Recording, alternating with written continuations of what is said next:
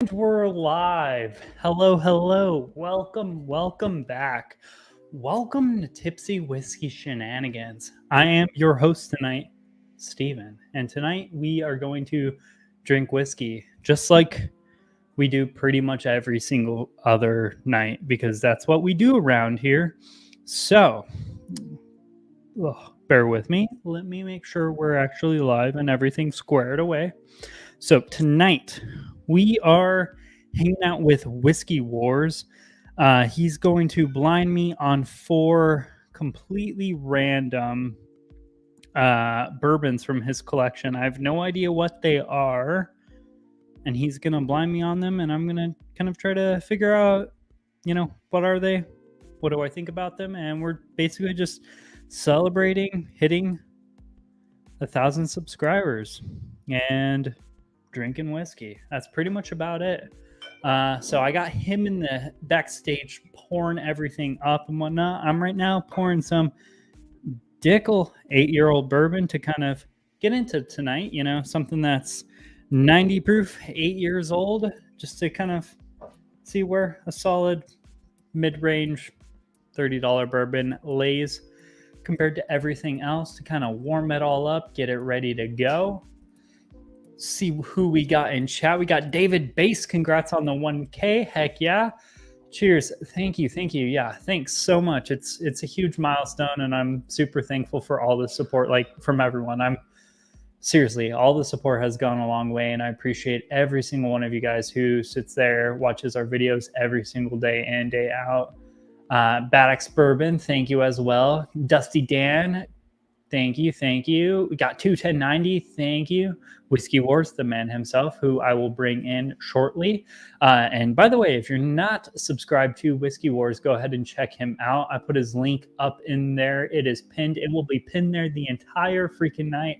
So if you haven't done so, check him out, as well as a bunch of the other channels, Baddox Bourbon, Dusty Dan Reviews, 21090. Check them out if you don't know them. Sugar Kitty in the house. Cheers. Thanks.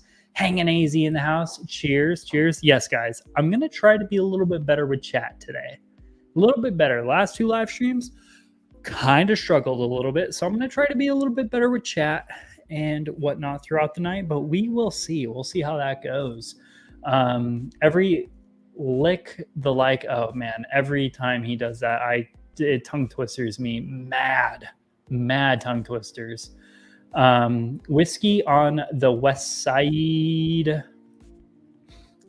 Don't know how long I can stay. Been a long day for me. Yeah, no, I totally get it. You do not have to stay super late. Stay as long as you want, for as long as you can, whatever you want. We're here. You can watch the replay if you want. It's all up to you, man. Thank you for the support. By the way, comment, subscribe, all those YouTube things.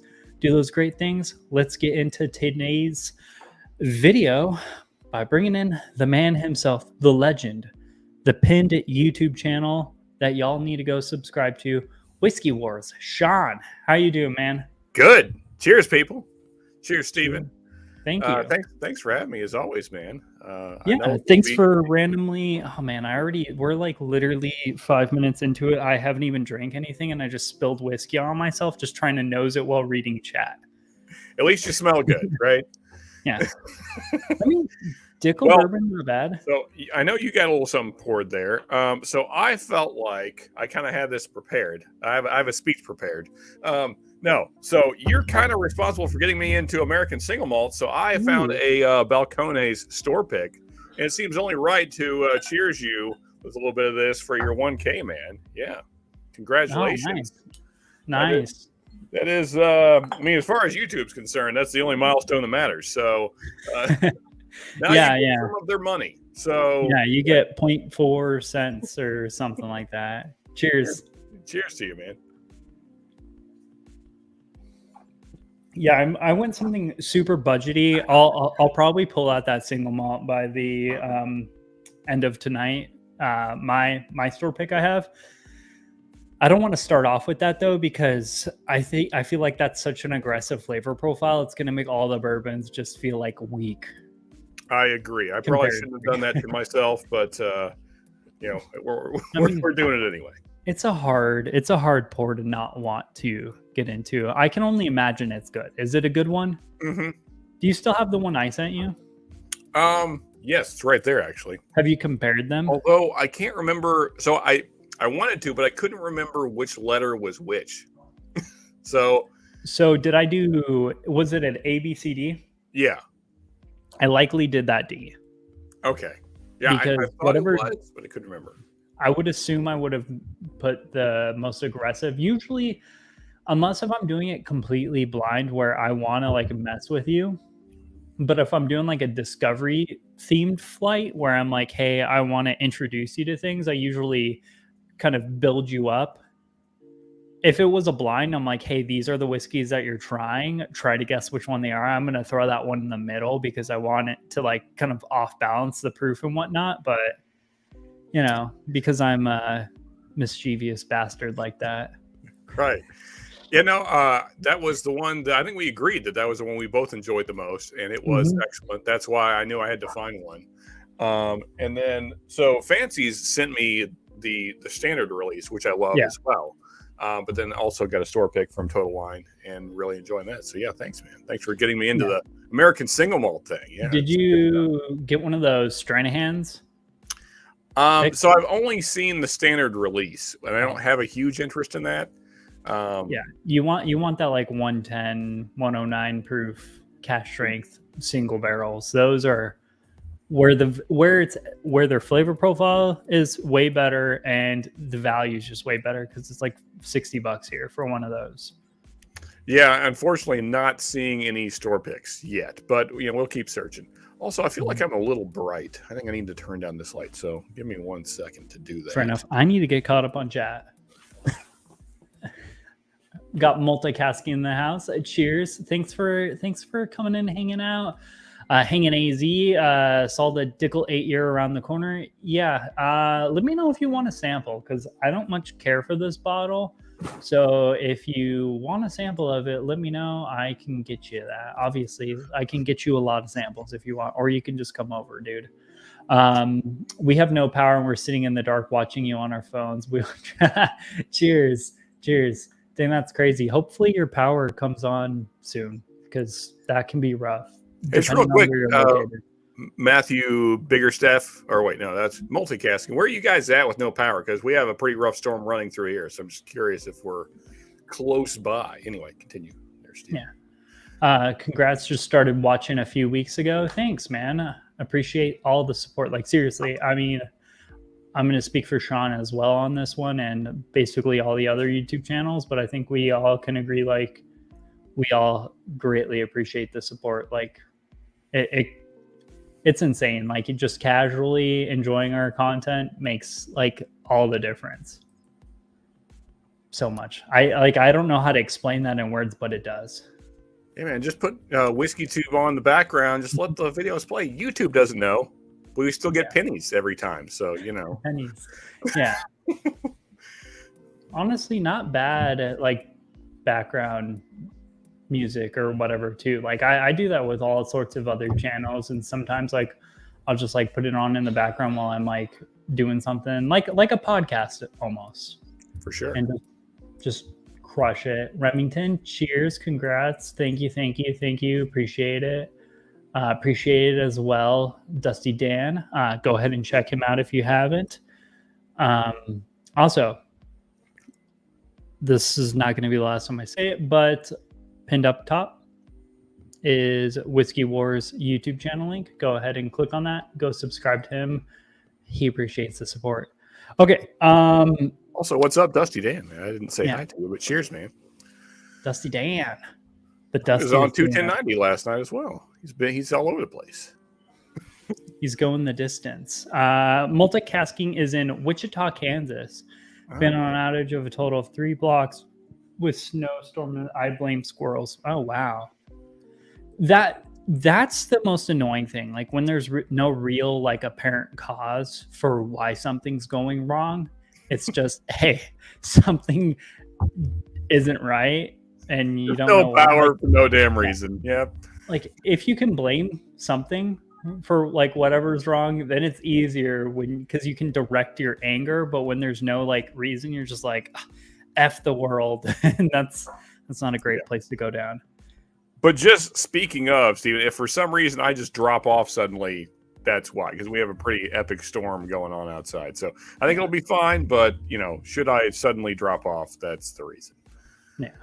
I mean, so little shameless plug for you or whatever. You're one of the like most flexible dudes out there. Cause like I legitimately texted you like this morning, like late in the morning, like 10 o'clock. And I was like, hey dude, want to come on my channel? Because Alex MIA, because he's moving and whatnot. He'll probably be back in like 2-3 weeks or whatever. That was all planned. I already knew that. But I had original planned to go with Joe, and Joe canceled because, well, he has COVID, unfortunately. Hopefully he feels better and whatnot, which I think he'll be all right, but like, seriously, just thank you for being so flexible and being like, yeah, dude, I'll come on. Doesn't mind me at all. Man. And plus, I mean, it's the 1K celebration. Yeah, so got to be here. Yeah. Honestly, it's weird. Like milestones, like that was something I desperately wanted to hit for like the longest, not desperately, but I was super into getting there. And now that I'm here, I'm like, okay, well, like, let's just keep grinding. Like you hit that like little milestone and then you realize you're like, this is nowhere near the top of the mountain, because I'm going to keep climbing until the mountain doesn't let me climb anymore. Yeah, I mean, and if you have a video that does well, now at least you get a little something for it. It's not crazy, but something for your hard work. Mm-hmm. Yeah. Upgraded my camera, or I will be very shortly. Oh, nice. Man. With a new 16 millimeter Sigma lens. So we'll see how that looks. Maybe tomorrow, if Amazon's gonna square me away. Right. Yep. Yeah. We'll get you there too. Don't worry. Yeah, Bobby just hit 400. Yeah. So hey, he's growing fast. Yeah, 2/5 of the way there. My internet sucks today. Hang on, AZ. You want Cox? Because that happens. Oh, I haven't even checked my internet. I don't even know what mine looks like. Yep, it doesn't look great, but it is what it is. Alrighty. So sorry, I can like legitimately keep on talking and rambling and ranting the whole night regarding this flight. So essentially, Sean sent me Bourbon flight, ABCD. Did you have any sort of theme when you went along with it? Or were you just like, hey, I want to show you bourbons I know you've never tried before? It was mainly the second thing. There is a theme of sorts, which I guess, we could guess later. But yeah, they're kind of all over. I mean, I just kind of looked at what you had and I figured you probably don't have these. Mm-hmm. So yeah, well, let's go through them and hopefully you like some at least. I'm curious on two of them what your thoughts will be. So yeah, well, we'll see how it goes. Okay. Yeah, that's usually how I do exploratory flights, like where I'm like, hey, what have you not tried? And as far as making money here, I mean, I've made $0, so I can't really speak on this, but in theory, you hit 1,000 subscribers and a certain amount of watch hours. I think it's like 4,000 or something like that. And then they start paying you, and it's basically paid off of the ad. So it's so dependent on how many watch hours you get off of that. Like how many people view those ads, and you get like a small little subsection of that, and you have to adhere like policy standards and whatnot. Like, so like if for some reason YouTube just rips out and they're like, hey, we won't monetize any sort of content involving alcohol, we're all making $0 starting that moment. So to give you some actual numbers there, Crush, so I had 889 so far this month. It's always changing. Watch hours, and I'm getting $46 from YouTube. So 800 and some, nearly 900 hours of watch time just this month translates to $46. So yeah, It's not great, but it is something. It's an extra bottle of whiskey. Yeah. You know, that's a It's review something. for me. And $46. I mean, it's not a great bottle of whiskey. I'd rather it be 60, No. but yeah, whiskey's whiskey. And to be fair, also this was kind of a good month for me. I had a couple videos that did well, so I don't think every month will be like that. But yeah, that's some real translation of numbers into money. That's how it works out. So yeah, it's something, you know. Yeah, because right now mine's sitting at they haven't put any real numbers. It says estimated revenue 0.04 cents. So yeah. Well, yeah, because so they just when did they approve your money? I got approved like last night. So Yeah. Okay. Yeah. So that's that's when they started counting. Then now one thing, Steven, maybe you already did it, but go back and monetize all your old stuff because they will not do it for you. Yeah, I did that. Okay. Yeah. Yeah. Are you kidding me? Of course, I want to make money off of my actually good videos that went places that still casually do as good as some of my like, you know, brand new videos. Like I'll do a review and it'll get less views during that week than some of like my trendy list videos. It's, you know, I feel like we need to do a behind the scenes for the whiskey tubers, but I don't think we're the right people to do that because we're not as deep into that. But I feel like there's a lot of behind the scenes for like vlogger stuff, but there's no like behind the scenes for like people in our sphere. I don't know if that makes sense, but yeah, I mean, it's fun because you're drinking whiskey, but it's a lot of work, and you know, you don't get a whole lot for it. I mean, really, you guys in chat, you are how we will make any money because you know through Patreon and things like that. That's how we really make any money doing this thing because YouTube's never gonna like. I mean, unless you're, you know, junkies, we're never going to make crazy money doing this. But that's not really what it's about. You know, it's, I mean, I'm just speaking for myself, but I'm sure Steven feels the same way. A lot of it's just kind of the community and just the hangout. I mean, like this is, anytime I'm doing a live, it's always a good time. So, yeah. Yeah, it's, we're not going to make money. And arguably, like those people who are like over like 100,000 viewers or whatever, like I don't think a lot of their money comes from YouTube itself. I think it's like paid partnerships that you put inside of it because that money actually goes to you instead of YouTube getting their 30% of whatever and whatnot. So I don't think that's where you're making the money. No, it's. But anyway, we could probably rant about YouTube all night long, but we have whiskey to drink. Yes. I want to drink something better than this Dickel. I don't blame you.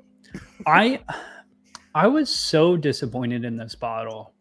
Me too. Like it's not terrible or anything. It's just not what people said it was. Like I bought into the hype so much on this bottle, and it is just adequate. Like it is. Yeah.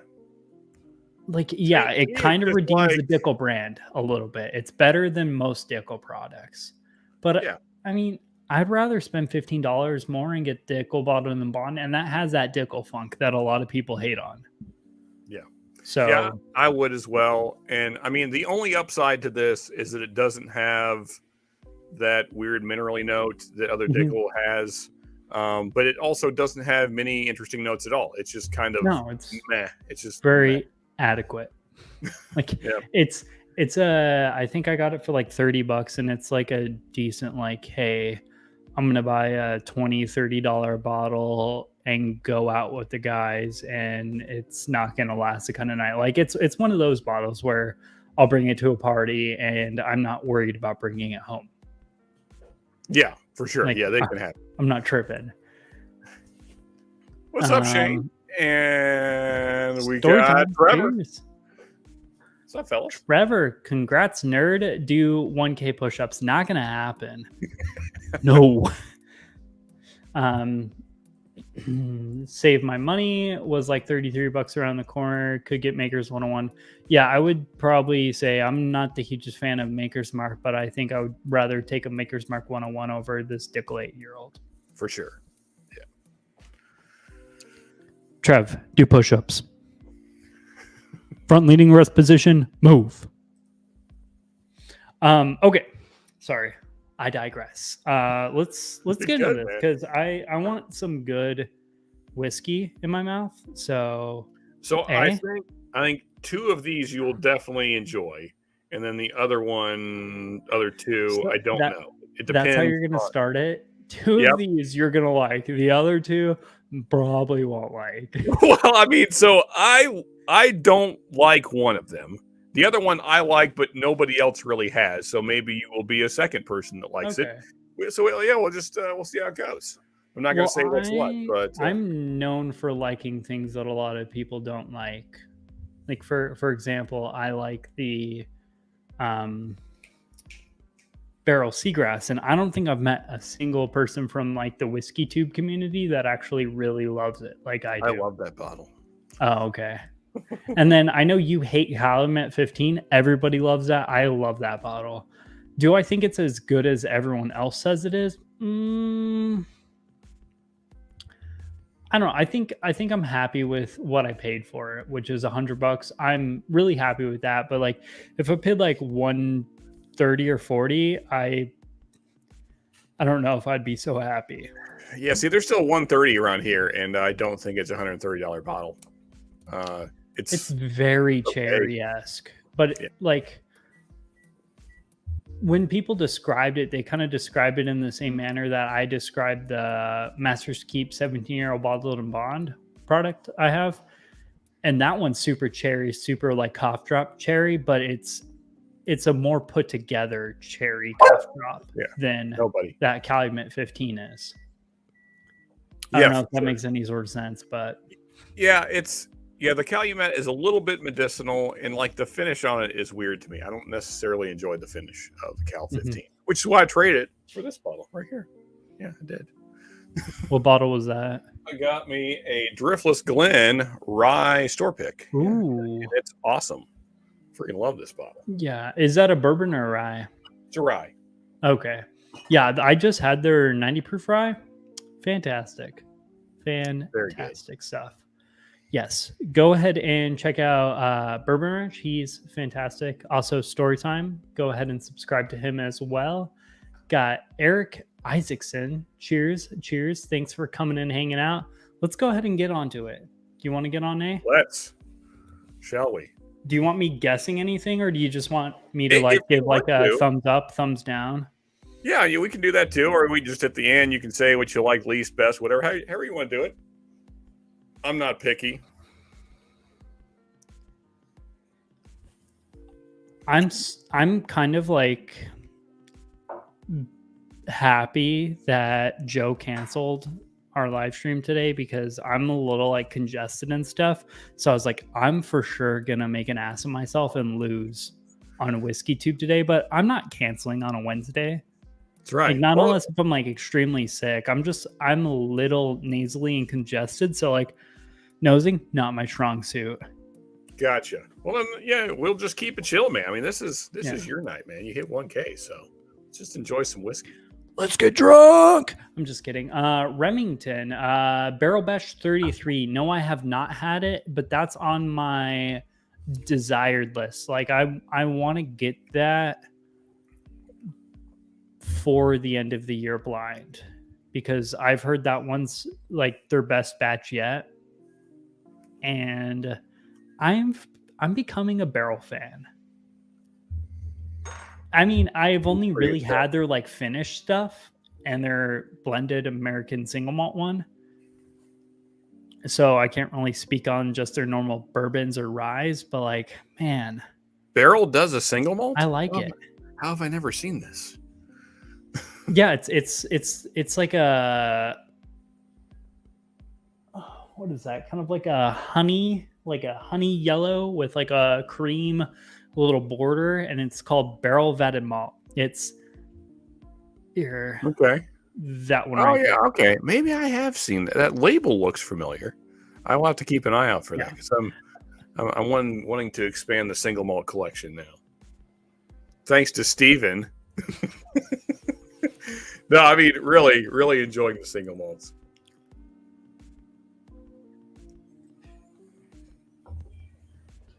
Ooh.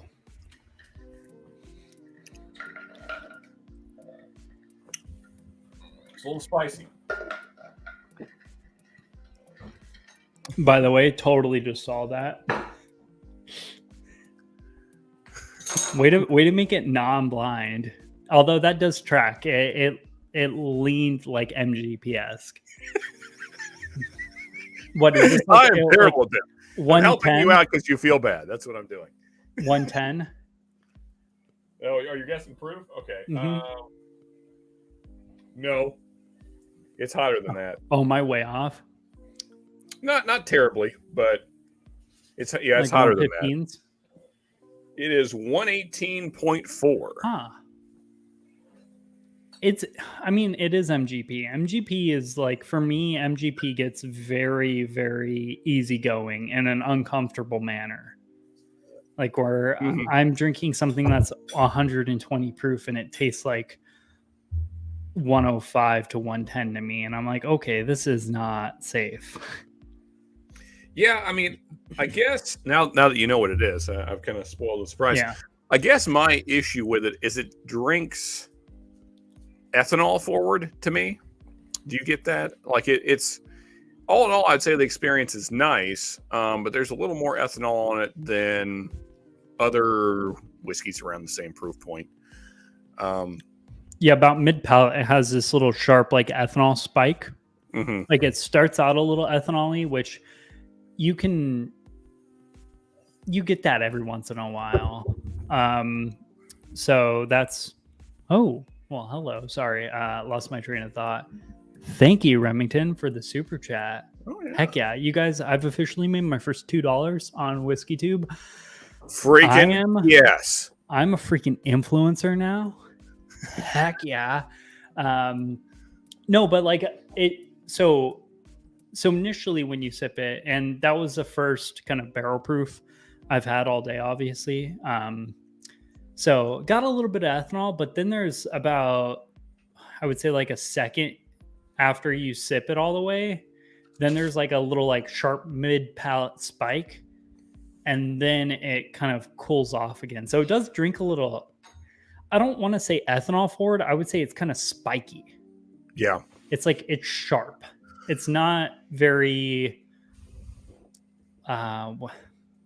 refined, maybe, if that's a good word. Yeah, that sounds about right. Yeah. I would agree.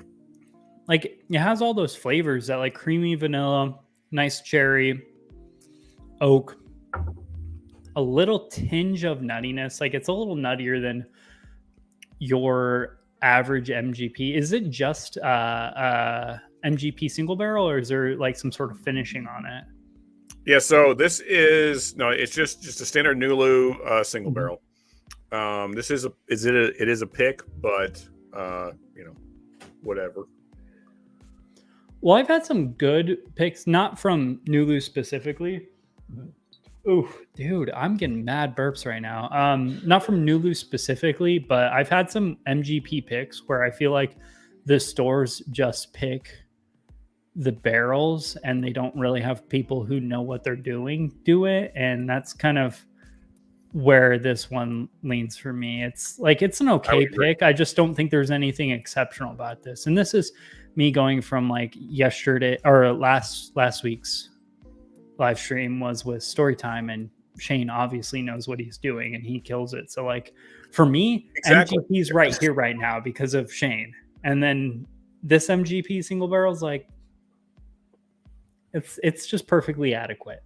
Yeah, it definitely depends on the person picking the barrel. Yeah. For certain. Shane knows what he's doing, this person, whoever they may be. Yeah, I hope I didn't just shit on some of your friends or something. No, I have no idea who picked this. Somebody that works for Total Wine. Thank you. Total Wine, at least in my area. So we have a really good guy who picks barrels for Total Wine.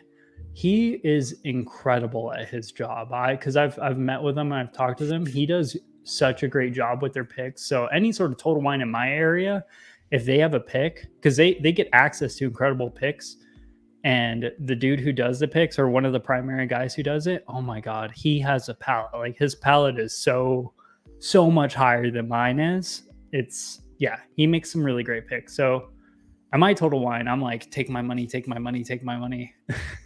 Gotcha. Well, I mean, Unfortunately. they did a good job on that Balcones pick. Same store. Yeah. Yeah, I don't know. Yeah, that new Lou is it's okay.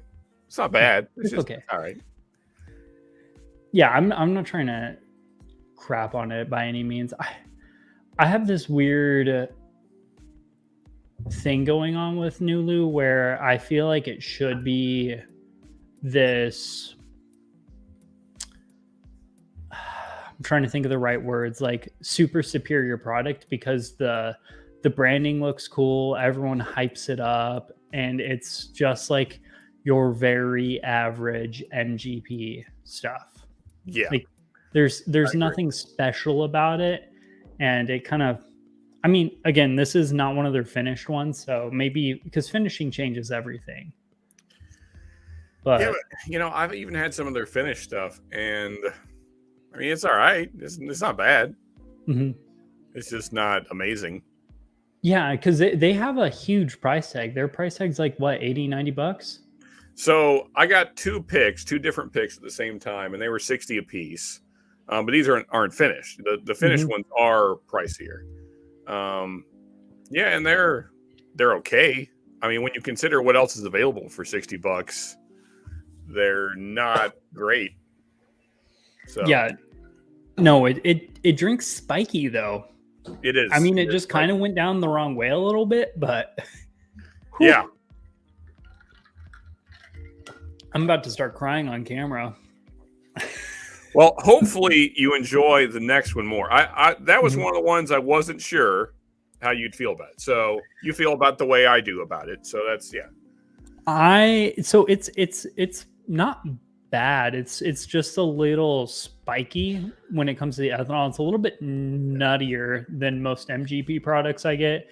And me now knowing that it's Nulu, I'm kind of just disappointed because Nulu, just like this bottle, is something that was a little hyped up to me because we don't get those in our area. So like, I don't know. Yeah. It's just, it doesn't quite hit. And that's why I bought the two. It's for the same reason. Because everybody's like, "Oh, you gotta get Nulu," and a lot of people love it. I'm just not one of them. I think I've tried a few of their things, and they're good. Yeah. They're just I think they're a little overpriced and not amazing. So, whatever. Yeah, 210.90. Thank you. Let's rock. Yeah, let's do it. Bourbon Rich, thanks, man. Thank you. Appreciate all the support. Story time. Welcome to the big time. Thank you. You guys, this is incredible. Thank you so much. Like I appreciate it. Which, by the way, now, good news, giveaways are going to be so much easier to run now that we could just do super chats. Like that's about like the only thing that's like a big win, despite YouTube taking like 40% or something like that. Yeah, that's why I didn't do it. Like they keep asking me to. They ask me every day. They ask me every day to sign up for super chats. I'm like, no, I'm good. Maybe someday. I don't know. Mm-hmm. Ontario was Tater Heaven today with 6K bottle of Bland's, 3K Weller 107, and the rest usual Buffalo Trace stuff. Dang, that's insane. 6K for a bottle of Blanton's. 6K. What? I mean, that probably explains why it's still sitting on the shelf, Is this a standard Blanton's? Not like not one of the special alert releases, just a standard. What in the heck? Wow. No. Yes. Yeah. Everyone spam story time. That's his email right down there below. If your name's Dan, go ahead and email him. But just send him weird pictures, like not inappropriate, just weird things, like just weird stuff. He loves that. Yeah, he's real into that. Not inappropriate, like nothing vulgar or anything, just weird. Congrats, thank you so much. Wow, you guys are freaking crazy. Appreciate it. Badax, thank you. Badax, you're being a badass.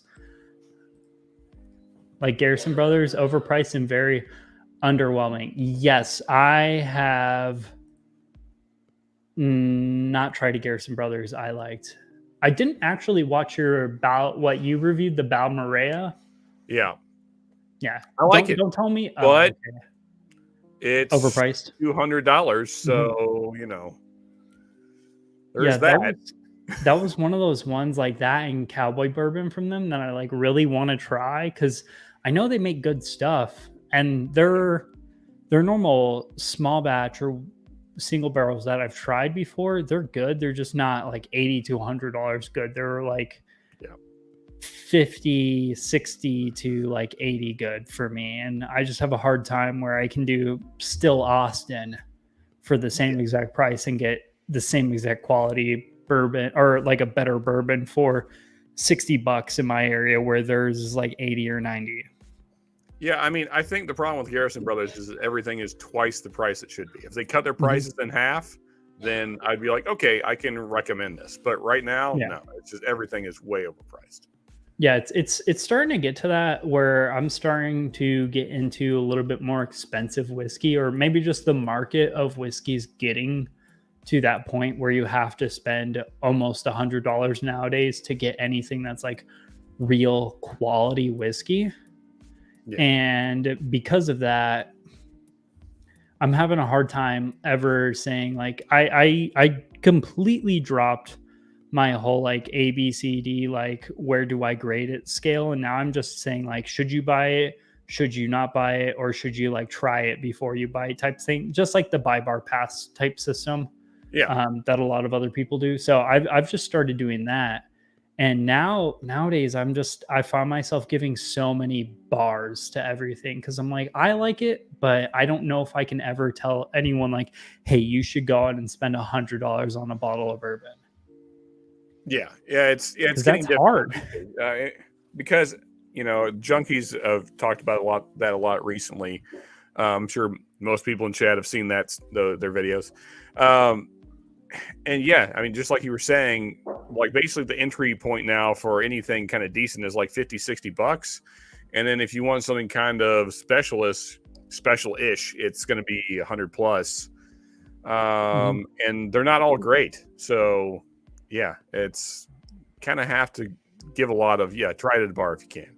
But I mean, the thing is, a lot of these are not going to be at bars. So Yeah, and that's a hard thing. You can't really be like, yeah, just find it at your local bar, unless if you have a really crazy bar. But the only bar I really know of is 2 hours away that has like a ridiculous whiskey selection, and they might not even have like that new hit bottle that you want to go out and do.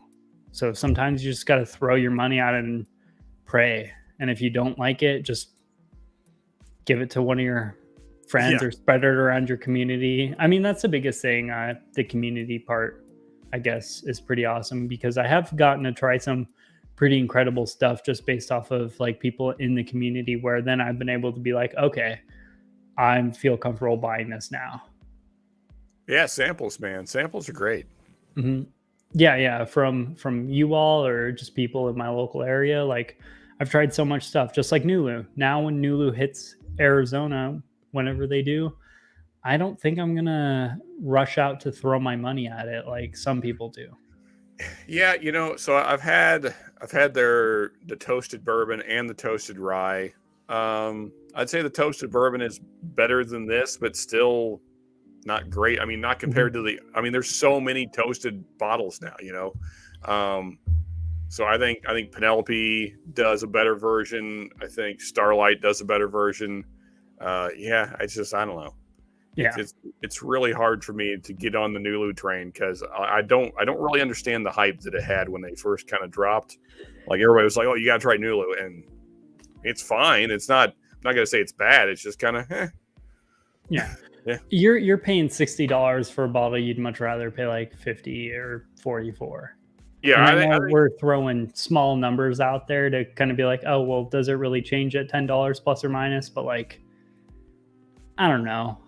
Well, I mean, for me, because I always think of like bourbon in like tiers. So you got your like Mhm. 20 and under tier, then there's like the 20 to 30 range. That's like a group of bourbons, and then you have kind of 30 to 40 is a different group, and then the groups kind of get wider. Then it kind of becomes like 40 to 60 is kind of a group of different Yeah. bourbons. Then you kind of have 60 to 100, and so when you get up to $60, you're putting yourself in a different tier then, and I don't think this is that quality. So that's kind of the issue I had with it. Like you said, if it were like between 30 and $40, I wouldn't have any problem with it. I'd be like, yeah, okay, it drinks like a $30 or $40 bourbon. Yeah, or like there's a lot of $50 MGP picks out there. Like the Total Wine over here, we have a bunch of Old Scout 5-year-old MGP single barrel picks, and I bet those are just as good, if not better, than this one. Yeah, I would agree for sure, man. Well, do we want to move on to B? Yes. I'll get caught up on chat while I'm nosing that. Sorry, guys. I'm ranty as hell today, and at least I'm being better with chat. I'm not great with chat right now, but I'm being better. Got Whiskey Neck Pour in chat. Dude, congrats on hitting 1K subs. Thank you so much. Thank you all for the support. Like, seriously, I couldn't do this without you. 4-Leaf, cheers. Thank you for coming in, hanging out. By the way, I got a Redbreast 12. I have 2 Irish whiskeys now. Not one, but 2. Yes.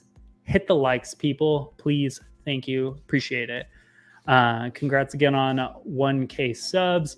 Keep up the good work. Fading fast tonight and cat nap settling at night. Cheers, Sugar Kitty. Next live stream, I'll bring in the kitty so you'll stay a little longer. Maybe. Yeah. Cheers, man. Hope you're doing well. I guess hope you're feeling better now, but hope you're recovering and all that good stuff. Yep. Yeah, bourbon is for sure catching up to Irish and Scotch real quick. Sorry, guys, got a bolt. Take care, man. Good luck at work. Have a fun time. No worries. Did you see the cigar blend Clonakilty? Yeah, words. Talking Irish over here. Yeah. Hanging. It is after 5 p.m. That is whiskey time. Yeah, I was gonna say you guys are in the same time. What are you talking about, dude? No, I think AZ has set like a time when he's allowed to drink for himself, which is good. Yeah, I have limits. I need to start doing that. This week I've been better. There's been 2 days this week so far that I haven't drank because I do my days Sunday to Saturday. Because like Friday and Saturday are kind of like the weekend for me. Like Friday night and Saturday night, those are like the drinking weekend, and Sunday's kind of like a recovery day. So I've been good, relatively. But like the last few weeks, I've been like, it's been just too much. Too much drinking. How we doing? Joe Ellie, thanks for coming in. Yeah, I get that hanging. I need to start being better at that. I like this one so much better on the nose. Good. Yeah, it's fruitier. Mm-hmm.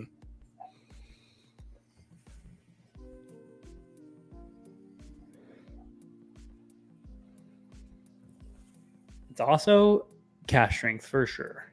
It might be more proof in that, or it's at least high proof. If it's not cash strength,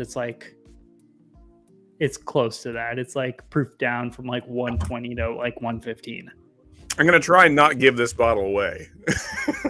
Okay. Yeah. Let me try to guess them. 4-Leaf, are you gonna come on with us? Because we'll wait till Alec's back for sure to do that, because that's gonna be something that Alec is gonna want to be part of. But we'd love to have you on. By the way, if y'all haven't subscribed, go ahead and check out 4-Leaf Whiskey. She's getting up there in subscribers. Heck yeah. I think she's at like 300 or 400 now. I saw it recently. Yeah, she is what I call the Irish whiskey savant. That's what we're going to call her. There you go. I feel like I make up a new name for her every single live stream. It does seem like it. Yeah. She's what I call. I'm coming up with a name. Little did you know, I make up everything I say up here, and I just wing it every time. I mean, that's what I do in every video. I never have a script. I probably should have like a rough script, but I just. Ooh. Is this finished? Nope. I'm going to give 0 clues this time.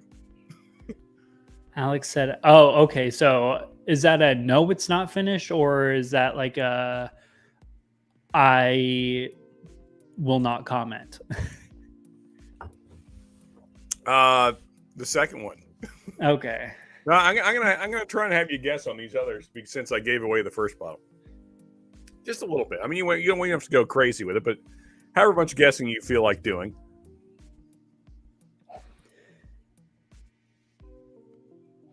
There's a funky note in there. Mm-hmm. It's what I'm about to say is going to make it sound bad, but it's good to me, and it's kind of rubbery. Okay. Yeah, I can see that. You mean on the nose, right? Yeah, on the nose is rubbery. So I think I know what you mean. Well, go ahead and say your tasting notes first then. The palate, there's still actually like a slight rubbery note, and then it's super fruity.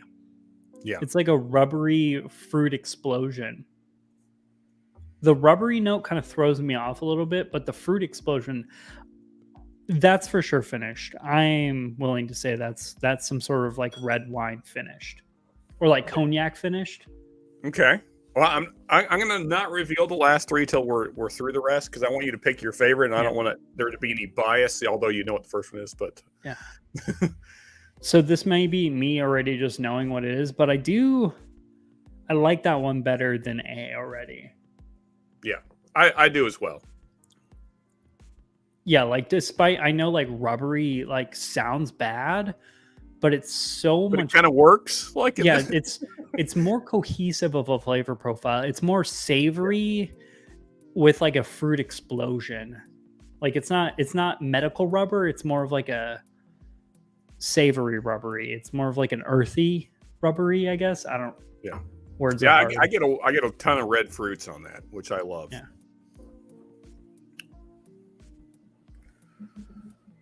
Well, so I agree, Steven. I think B would be in the lead for me so far. Yeah, B's great. 4-leaf. I'm excited. I want you to show Alec that all of the Irish whiskey he's ever had is garbage. And that there's way better stuff out there. Although Green Spot and Redbreast 12 are solid.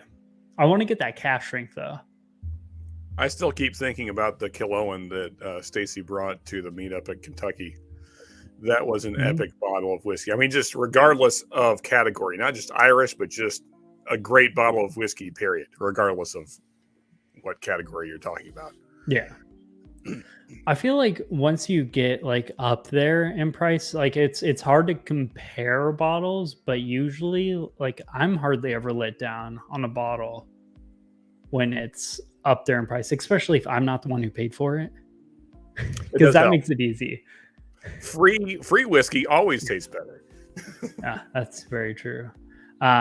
Northwest Bourbon, cheers. Thank you for coming in and hanging out. By the way, go subscribe to Northwest Bourbon. Hanging AZ just dropped his link in chat. Thank you all. Cheers. Man, my throat is killing me. All right. See? Charlie. Yeah, I think that's the remedy for the sore throat is more whiskey. Yeah, more whiskey. Yeah, you see, I'm in no shape to be blinding anything, but I'm like, okay, let's do it. I think you're doing well. I mean, your tasting notes seem to be pretty on point, so. Yeah, that like my notes aren't terrible. It's just the fact that like I'm a little out of it for one, and then for two, like this whole nose is clogged, so I'm working on one nostril.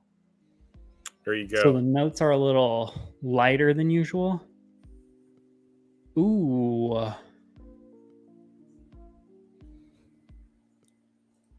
Cheers, Alec. Thanks for coming and hanging out. Hey, what's Love up, you, Alan? man.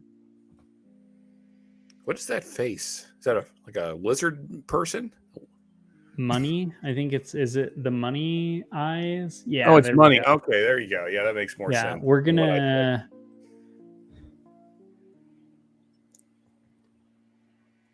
Ooh. I think darker I'm like than the last one. Yes.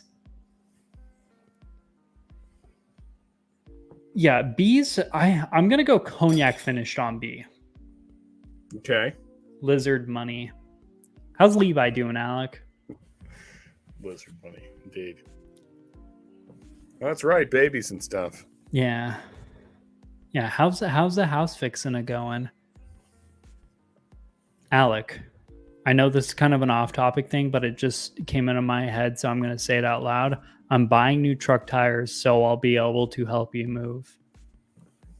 Check. Now, that's a bro right there, buying new Yes. tires just to help you move. I mean, no, it's because I desperately needed tires and I didn't feel comfortable driving for 2 hours on the tires I currently had. It's one of those like adult lifing things that you hate to do because tires are so goddamn expensive. They're very expensive. Yeah. They're getting ridiculous. Like you could more easily pay your mortgage than put new tires on your car. So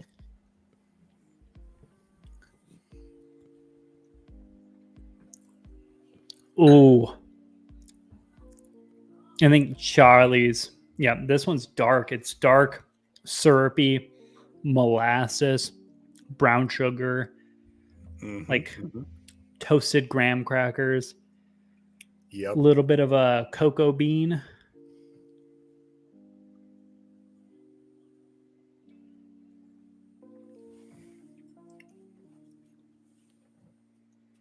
Yeah.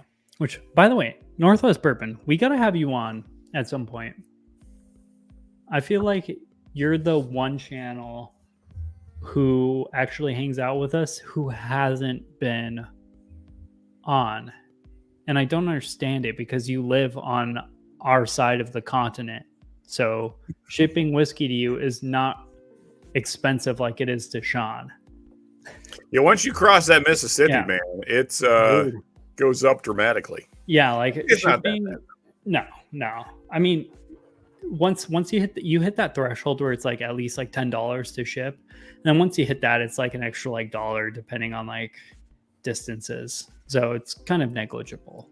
Yeah, it's basically, I mean, to ship anything to Cali is basically like $20, but you know, it's not. I mean, $20 is not that big a deal. Yeah, I mean, for me, shipping anything to Cali is like $12, but I'm one state over. Yeah. So like if you put that from what, you're in Kentucky, right? Yes. Yeah, so from Kentucky to California is 20, but then from Arizona to Cali, it's 14 or 13 or whatever. So it's like distance doesn't really add up. I think it's there's like a flat rate fees. kind of deal thing, and then they just add on to that. You know, like it's at least going to be $12. So like then they add the distance on.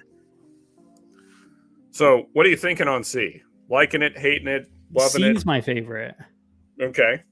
I think I would agree. Again, we're doing the same thing we did last time, Stephen. It reminds me of like a less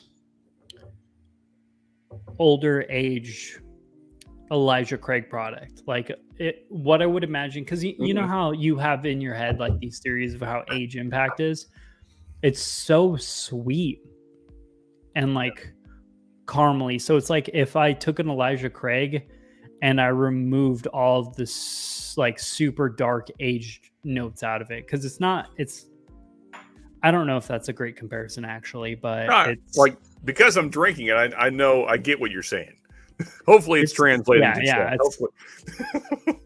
It's like, here, I'm gonna give some real notes here. Yeah, so brown sugar, waffles, spot on, syrup, dab of butter. Syrup. Very syrup. Yeah, it's a lot of syrup, honestly. Like it's freaking breakfast without bacon or eggs. It's a waffle. You went to Waffle Hut and you got some waffles and you drenched that bitch in syrup. Do you get like, say maybe there's a little bit of sliced banana, like caramelized banana slices on top of your waffle, just a little bit, not like a ton of them on the finish primarily. There's just like a hint of a banana-y note, maybe. I mean, it could be subjectiveness, but it's so subtle. It's the most subtle. This kind of reminds me of, actually, yeah, scratch that whole Elijah Craig bit. The Woodford Batch Proof Okay. from 2021. Yeah. So I have it's let me see I can totally the see a Woodford Batch Proof tasting similar to this. 119.8. It's like that, but like a less aggressive version of that. Because that one was so viscous and syrupy. This one's Okay. more, it's a little toned back, but the same Got flavor profile sits. It's just that like pancakes, waffles, buttery syrup, just gorgeous breakfast. it. Yeah. Very, very breakfasty. Yeah. And I do enjoy it. It's good. It's good. Yeah. Bobby's not still here, but We should just combine. Let's go halvesies on shipping because I need to send Sean some stuff. yeah. Super spicy. Yeah, so far it's going in the direction we drank it, which is C's first, B second, A is dead last. But it's spiky. Like Yeah. it's not bad flavors outside of, I would say it's a little nuttier than the rest, but it's just spiky. Well, and just like you kind of already commented on, it's just not as well put together as the other two so far. It's just, yeah, it's not as good of course, it's a single barrel, so it's not blended. Yeah. And it was not, I mean, so it's only 5 years old. I think that's part of the problem. It probably could have used another couple of years to kind of soften those edges a little bit. Yeah, it's just, yeah, I don't know. Yeah, I think last time we live streamed together, we both bitched about how the flavor profile of MGP is starting to just become what their whiskey is at 5 years old, which is, I would say, a disservice to their brand. Oh, yeah. Because their stuff gets much better. This bottle is freaking heaven. The Remus 3. Mm-hmm. I love this bottle so much. That's why it's still around. Yeah, and I had the 5 last year at a bar because I couldn't find a bottle, but that was an incredible pour, especially for like $100. That was insane, and that is not even comparative to 5-year-old MGP single barrels I've had. Well, and so that's the thing. So when this bottle came out, it was $80. When Remus 3 came out, it was $80. So $20 more than this, and like 5 times the experience in my mind. I mean, it's not even comparable. And even with the inflation thing, that would be $100. I would rather pay $120 for a Remus 3. I would rather pay double for a Remus product that is the equivalent of like that Remus 5 I've tried than buy 2 of what's in A. For sure. And I'm a proof whore, and those are only 100 proof. Yeah, so but like that just goes to show the flavor profile is just, they're not even close. Yeah. Yeah, I think MGP is one of those brands that they need the age. Like it doesn't do well at 5 years. Like it's sharp, it's spiky, like you said. It's just the palate's kind of all like there's highs and lows, and there's nice points, and then there's other parts that are kind of like, that wasn't great. It needs more time in the barrel to kind of round that down and make it a more cohesive palate. Well, I think all whiskey's better with age and whatnot, and I understand why you would pull something early because you got to make money somehow. You can't just have a warehouse filled with super ultra aged barrels and not release them because you're like, oh man, I'm waiting to like get them a little bit older to make something super superior, which is awesome. But like, you got to pull some of those barrels every once in a while to actually still kind of keep the business running. Yeah, I mean, and they're sourcing them out, so it's not even, it's like, well, you guys do whatever you want with it. And Nulu probably should have done more than just bottle it. But that's on them.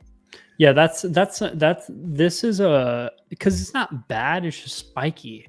Yeah. But I feel like with the proper blender, you could take that and make something crazy. Like, I don't know. Single barrels, I feel like they either have to be like something special or you should just blend them. Yeah. Like if it's not an incredible bottle, like don't bottle it just because you got to bottle a product. Yeah, and I imagine that, since this is sourced to Nulu, that was probably of the stuff that Nula had that may have been a decent barrel, but still not great because, you know, they probably just got a whole bunch of 5-year barrels from MGP. And so that may have been the best of the bunch, but still not, probably shouldn't have been bottled as a single barrel cask strength. It's, again, it's okay. Like I wouldn't be upset if I bought this by any means. I would just be like, meh, I've had better. Yeah. Yep. Well, now on to glass. Well, I'll go ahead and do your chat thing. Yeah. The new riff Mark sent me was super good. Yeah, I've yet to have a bad new riff. I've only had 2 though. And one of them was like 6-year-old malted rye or whatever, which I don't know if you've heard a lot of people talk about that, but it's incredible. Yes, it is. Yes, that one. Ooh. This one's weird. It is. What is this? Okay, I know. Don't answer that. Can't tell you. This has something funky going on with it.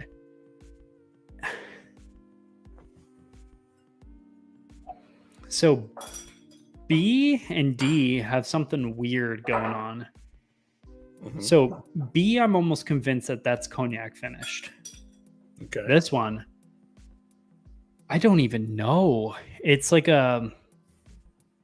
it's very earthy. It's like Teddy Grahams and dirt, but not in a bad way. Oh, I love that. It's a little smoky Teddy too. Grahams and dirt. And smoky. Smoky is smoked Teddy Grahams and dirt. Delicious.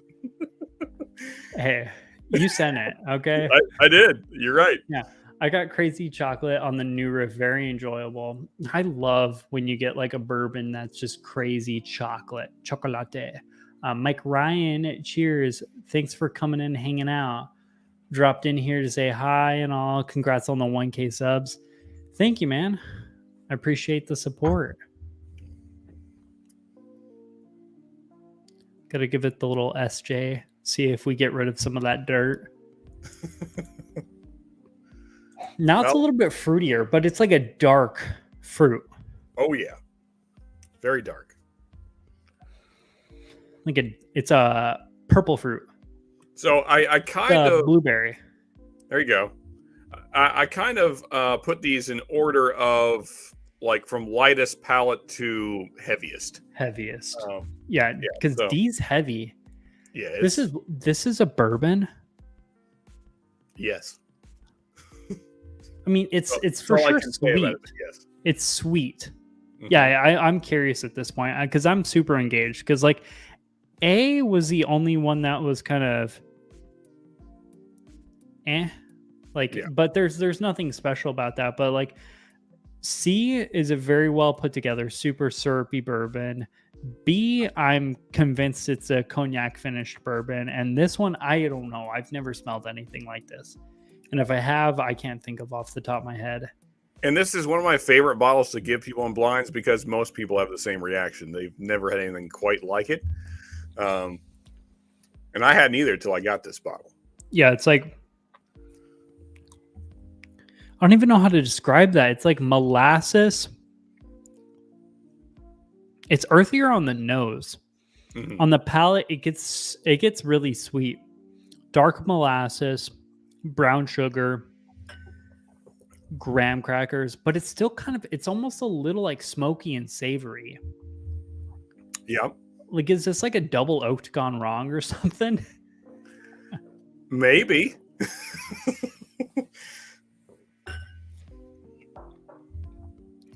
Yeah, there's a weird like smokiness. The blueberries, graham crackers, brown sugar. I like this. So this isn't like an everyday pour. Yeah. Like, I don't think I could do this every single day. Like, this is no Old Forester 100 proof, even if it is $20. But it's fun. It's interesting. Yeah. So this is the one I was saying that I like, but not everybody does. Yeah, In fact, it's if you do like it, you might be the first person, other than myself. slightly vegetal too. A little bit, yeah. Now I want to say how much I'd be willing to pay for that. Okay, so let's go through each one of them. Of course, on Nulu, so Yeah. That's 60. But So I'd be happy to pay $50 on A. Okay. What are we thinking on the B?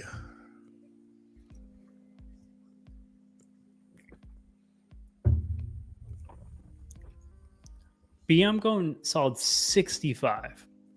Okay. I like that. I'm convinced that that's it. Despite that rubbery note, I'm convinced it's some sort of cognac finished, but it does have that rubbery note, and that makes it a little funky. But actually, you know what? I'm going to say 60 on that one, just because that rubbery note kind of throws me off. Okay. But again, it's a little different, and I like to go with different stuff. Like I have so much basic bourbon, I don't need any more of it. Like I don't need another rare breed adjacent bottle at this point. Like I would rather just have another rare breed at that point, because I know rare breed solid at $50. Like you can only have so much. Just it's like another like bourbon on the shelf. Right, so I like having weird stuff that I can like give to people and be like, here, dude, try this. Kind of like you are with D. You know, obviously this sounds like a bourbon that you're like, I kind of like this. So I like to give it to people to see their reactions. Dear Lord, I'm getting like hiccups and burps. It started with Nulu, to be fair. So we're going to blame Nulu for the burps. Mm-hmm. Freaking Nulu. C is just so syrupy. I think C's my favorite. Okay. And I'm gonna go 80 with that one. Okay. I would say 80 to 100. Like I think I would spend 80 blind on it, 100 if I knew what it was. And it was like something that a lot of people said would be valued at 100. If it turns out to be something that's like 140, I don't know. Maybe man, at this point, I don't even know value in whiskey. It's complicated. It has gotten a little nutty here recently. Yeah. Yeah. Like for example, like Woodford Batch Proof last year, I spent $100 on my bottle. This year, 130. I'm still happily paid 130. I would pay 130 for a second. Like, damn, that was good. And I'm so glad I just casually walked into Total Wine and it was sitting on the shelf. And I was like, mine. No hesitation. Didn't even look at the price tag. Just grabbed it. That is a good feeling. You know, so we had talked about it. And so Jack. Hello. A whiskey tube personality of sorts. He sent me a sample and I liked it. But, I was like, would I pay 130? And I'm kind of in this predicament right now because I'm trying to save a lot of money up for a trip I'm have coming, and as well as people are getting me bourbons from other states and hand delivering. And hand delivering is an extra fee and whatnot. Yes, exactly. That's why I don't like buying online so much, or like buying like picks from a bunch of like whiskey tubers. Even though I love supporting other people, I'll do that every once in a while, but I won't do it every single pick. I just can't afford the whole like extra $20 in shipping. Yeah, shipping adds up pretty quick. Yeah. And so I was like, right now I was like, because I had an opportunity to get a Woodford Batch Proof. But if I had your situation where I walked in, it's on the shelf for 130, I'd probably buy it. Yeah. Yeah. So no hesitation there at this point. I think it's incredible. And like with Total Wine, I knew that the price was going to be the lowest I'm ever going to find it. That or Costco. Oh, yeah. Those two places are the two. Costco's just, they buy it all in bulk. So it's always a little bit cheaper. Like, I find a lot of barrel products there. Like every few months there's going to be like a barrel release that's for like 60, $70 there, when they're all supposed to be like 90 or 100 everywhere Oh, else. So like if it's a good release, I almost always buy them from Costco. I need to get a Costco membership, is what that tells me. Well, it's state by state, so your state might not allow. Does your state allow you to sell liquor in grocery stores? Yes. Okay, then you should be good, because yeah, they have really, their value is like through the roof. I mean, Costco, I'm a huge fanboy of Costco, mostly just because if you know what you're gonna do, and because I'm a creature of habit, so I buy a lot of the same stuff week through week, so I know if I buy in bulk, I'm gonna end up using it, and if I don't end up using it, I'm not gonna buy it again.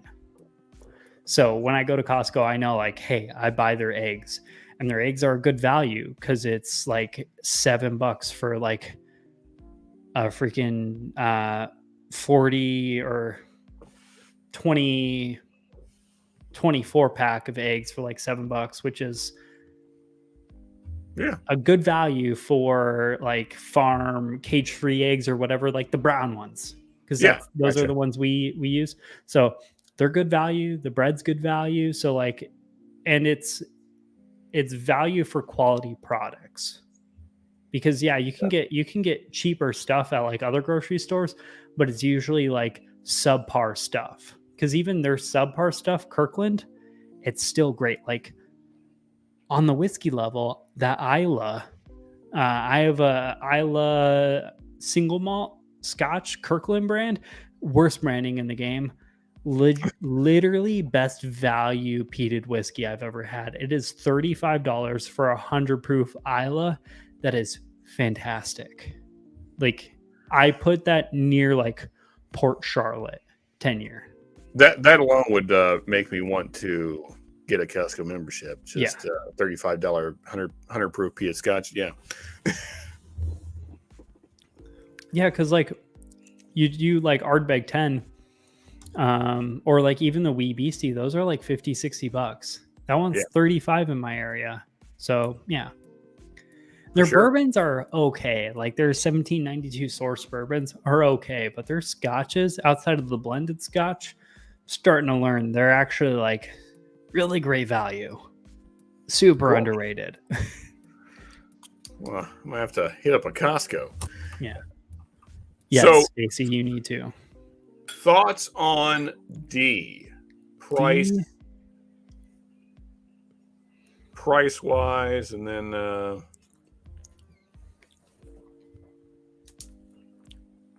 I'm torn. I'm like A being B and D. Okay, for your second place.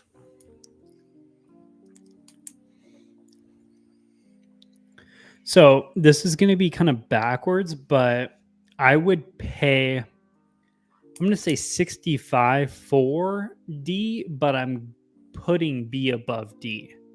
Okay, if that makes sense. Mm-hmm. So I'd pay more for it, but I don't like it as much as B. Right. So you think it's an interesting experience, so therefore probably costs more, but don't like it as much as B. I follow you. Yeah, I think it's interesting, and honestly, I would rather have that over.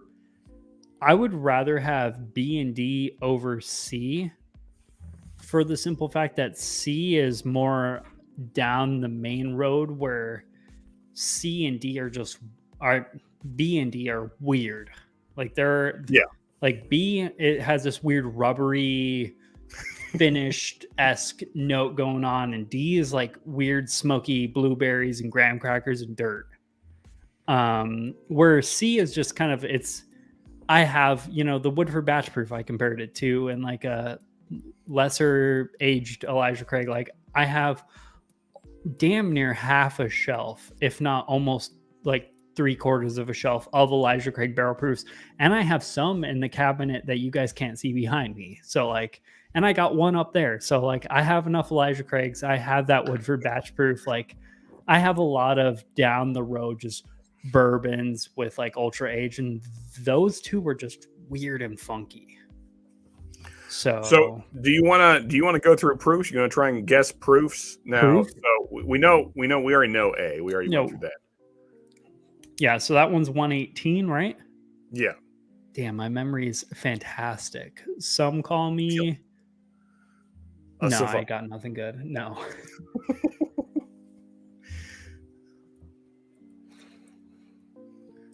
I'm just gonna fire these from the hip. Like it. 115 for B. Okay. Oh man, C is not arguably, but it is significant, like miles above all the rest though. Like C is by far my favorite. Yeah, it's really good. I just think it's the least interesting. Like C is something I've had before, but it's like tried and true. Like C is good. C is really freaking good. It is. It's probably my favorite as well. Yeah. I'm gonna go. No one seems lighter, so I'm gonna go 110. 110s. They all seem like higher proof though. Mm-hmm. Like I think C's the lowest proof of them all.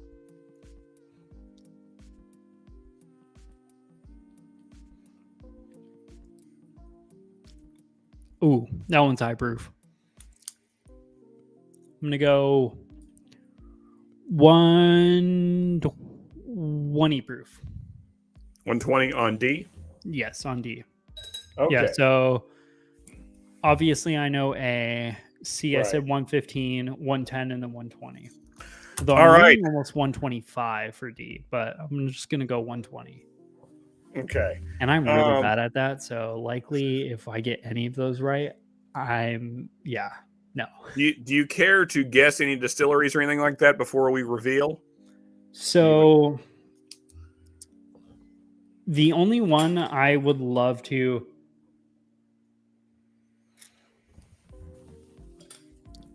So C,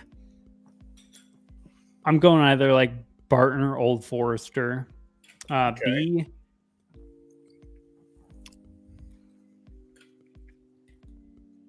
not a clue with B. Like B's I think B is finished. I think it's cognac finish, and it's weird.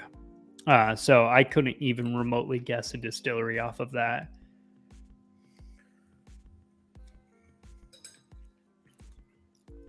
And D, I've never even tried anything remotely like that. So yeah, no, I have no guesses. Okay, yeah, so my order of best to worst is going to go C, B, D, A.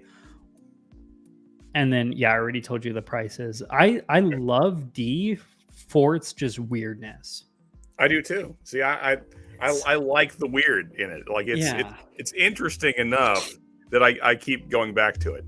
I love that it gave me that experience of going from C to D, of being like, what the heck? Like when you put your nose in it for the first time and you're expecting it to be a bourbon just like C, and you put your nose in it, you're like, what?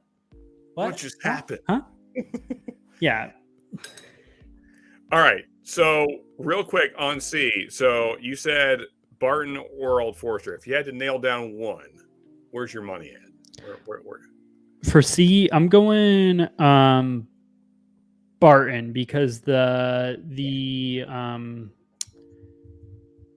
banana note's not as strong. In 1792 I get like the Barton 1792, because I think 1792 is pretty much the only Barton product I have outside of source stuff like Calumet. So I get a like more minuscule. No, although actually scratch that. I'm going Old Forester because it's... Oh, you should have stuck with Barton. Son of a bitch. Whatever. All right, so I'll go ahead and reveal that first. So here's what C was, which is both of our favorites. This is a 1792 store pick, and it's full proof store pick. Yeah, that's 125. It is 125. Yeah, I said 110. That, man. Oh yeah, it drinks so much lower than it. These were sitting in the glass for like way too long. I forgot to put the little like the coins on them to keep the ethanol in when I was setting up. So like they sat out for like a solid hour before we started filming. Gotcha. Yeah, but even still, I think it drinks less hot than the new Yeah. Lou with 118. Yeah, just poured another like half ounce into the Glen from the little sample bottle. That's not 125. That is like 115 at like 115, maybe 120, but that's not 125. Yeah, That's a good pick. I think that claps my 1792 foolproof I have. Like I don't have a pick of it, but that is so much better than my like just baseline 1792 foolproof. Yeah, and I actually got that from Still Living in the Woods. He didn't like the bottle, so he sent it to me. So I was like, heck yeah, man. And it's awesome. That is good. He didn't like that? No. Oh, also, fancies are here. I'm just seeing them. What's up, ladies? How we doing? Cheers. Thanks for hanging out. Yep. Hiding it in plain sight. I need to buy a new bottle of 1783. I may or may not have finished my already existing one. Yeah. Who's to say, you know? Yeah. And by that, I mean, I for sure finished it because I forgot that I was going to still make content out of it. And I was like, well, that's a good bottle to just drink tonight. And it's now no longer here. Because you know, sometimes you're like, no, I need to save that bottle for content, and then like sometimes you're like, I'm likely never gonna make content about that. And then with the budget pour bottles, like especially if it's sub $20, I'm like, I could just buy another one, doesn't matter, and then I'll just pick it up and I'll just drink it. Yeah, that's usually what happens with me as well. Because all my bourbon's in the basement. So like, if I have a bottle that's got like that much in it, like, yep, you're coming up. You grab it and you bring it out to the living room with you. Because mine's in like the office that's in like the far side of the house, and then the living room's like it's a few rooms that way. And I'm like, I'm not walking back and forth every time I want a brand new pour. I'm just gonna bring the bottle out with me. And that's how bottles disappear. Lazy. Yeah. And then you end up drinking like 6 pours that night, and you're like, dude, I meant to drink 2. Yeah. It happens. You know, what can you do? Also, cheers, Brian. Man. Cheers. Loving Slapshot's logo there. Ooh, sexy. Killing it. Yeah. Speaking of, I need to redo my logo eventually. Yeah, there's so much on the to-do list. I have one. I just need to get somebody to animate it. I don't know how to do those things. Yeah. Anyway, all right. I'm always learning. So C was 1792 foolproof store pick. Now you said B was your second favorite, right? Yes. Okay. So here's what B is. This is my favorite name for a maker's pick ever, if we can get it to focus. Can't Stop the Beaver store pick of Maker's Private Selector. Yeah. Oh, shit. That's that rubbery note. It's the sour wheat. Oh, that tracks so much. Yeah, and so there's the readout. So 04114 on the stave profile. I thought it was interesting. I got to try it. I like that before I buy it, and kind of thing. And I was like, yeah, I will take that home with me. Plus, also best name for a private select makers ever. Can't Stop the Beaver. I would just like the record to reflect I am terrible at figuring out what is finished and what's not. So arguably that is for sure finished. So I was right on, like, if it was like, is this finished, yay or nay? I would have gotten it right. Was it finished in? Completely wrong. So wrong. Because that is for sure not cognac, but we're getting better at it. That's just lots of different woods, just finishing a bunch of wood. That's why I like answering those kinds of questions, though, because it makes me think a little bit more critically. And I want to be able to, not that any of that information is useful at all, because arguably, it's all about, is it good? Is the value there? Like, that's all that, those are the two primary metrics. Do you like how it tastes? And can you afford to like how it tastes? Essentially, those are the only two metrics that really matter in the long run. All the rest are just for showboating, but I still want to be able to be like, that's port finished for sure, and then be right. This is the port finish Starlight. It was made Mhm. in 2017 and picked by a guy named John Hathaway. Yeah. No, I mean, Made all that maybe crap not up. that level of good, but like I want to be able to tell the differences in finishes, what's finished, what's not, and whatnot. And there's so many variables; it's so hard to tell. But it's an ever learning experience. So we're getting better at it. We're getting better at it eventually. For sure. Oh yeah, I don't think I am, but I hope you are. I'm definitely not getting better at it. And yes, you should never second guess the beaver. I feel like there's some context clues there that I do not have. Oh, there certainly is. um, so anyway, one thing So I want to learn what D is.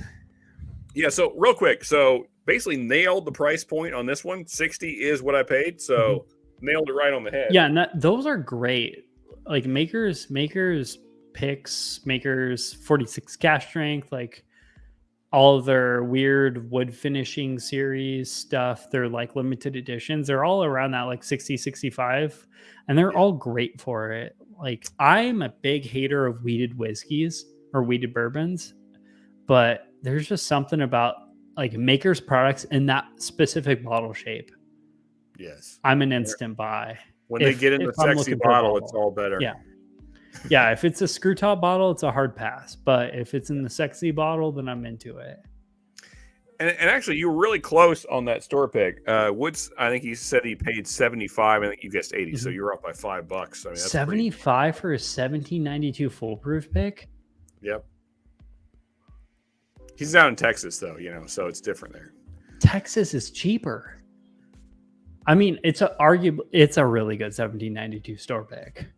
I think that's what he paid. I'll have to double check, but it seems like that's what he said. That seems very excessive because we can get them for like 60 here. Oh, wow. Okay. Good to know. Arizona have to chat about cheaper shit. Yeah, well, that's for sure. Yeah, Arizona is cheaper than anywhere else I've ever heard of. I mean, AC tells me all the time. Texas is the cheapest from what I've seen, at least on like the Total Wine website, because sometimes my phone will revert to Texas and I'm like, God damn it, I thought this bourbon was cheaper. Because I'll look on it online and then I'll go to the Total Wine and I'll go to buy it and I'm like, wait a second, that's $5 more here. What's going on with this? It's like, this ain't right. And then it turns out it was just where we were located. Well, so you guys do have, as far as I know, the cheapest Wild Turkey 101 in all of the country. Yeah, it's like $17.99 here. Yeah. It's ridiculous. It's not that Old Forester 100 proof. They're under $20, and they're incredible. Freaking bull crap! I live where it's made. Anyway, all right. It's all politics. Now, politics, D, do you have any guesses, finishes, or not any kind a of things you clue? want? This is weird. I would say maybe, like I said, it's at most like a shot in the dark. It's a double oaking gone wrong. Okay. Like it's like a wood finishing where it just didn't turn out like most double oaks do. So basically impossible that you would guess this because like it's really weird. So this is a broken barrel, and and their whole thing is wood profiles, right? That tracks. So what this is it's 50% X Imperial Stout barrels and then 50% X Bourbon barrels that it's finished in. So it's the stout barrels. That's what gives it the weird funkiness. But I thought it was tracks. Plus, I love stout beers, and I was like, well, I got to get that. And I actually do enjoy it. Like it's like you said, it's not something I'd have every day, but it's interesting. That might be my favorite one of theirs because it doesn't have a weird soapiness. Because they sent us a few little like 100 milliliter sample bottles of some of their products.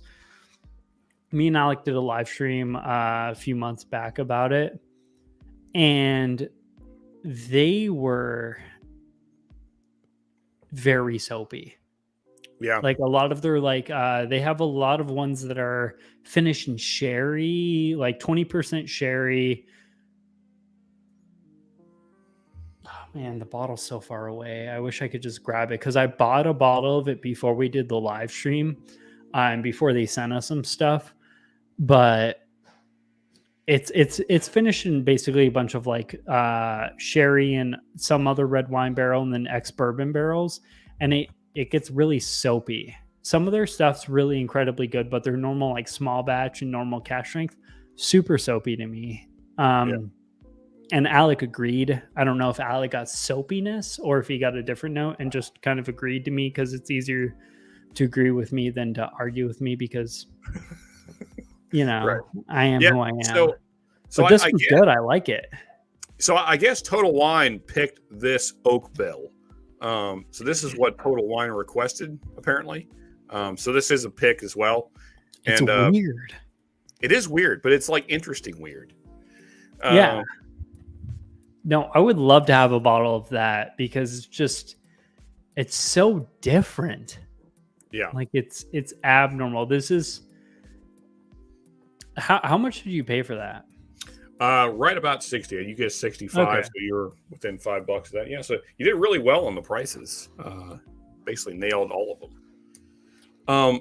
And so proof on this one, you guessed 120. It's actually 116. So you were pretty close on that as well. I'm blown away by C though. That 125. Oh, and I guess 110 on B, right? And that has to be like around like 109, 110. Well, no, so you guessed 115 on B. But, I did? Let's see, where is it? And this is 108.1. 108, okay. Yeah, but still, 115, you're within 7. It's relatively close. I call it improvement. Yeah. Kind of. No, that's my favorite Broken Barrel product I've had by far. Yeah, I think it helps that for one, there's not sherry in it. I don't like sherry influence on bourbon ever. I haven't had one yet that I liked it. I just don't think it's. I don't think it's flavor profiles that mix well. At least not for me. Maybe you can change my mind, but I haven't had one yet that I enjoyed. I may tend to agree.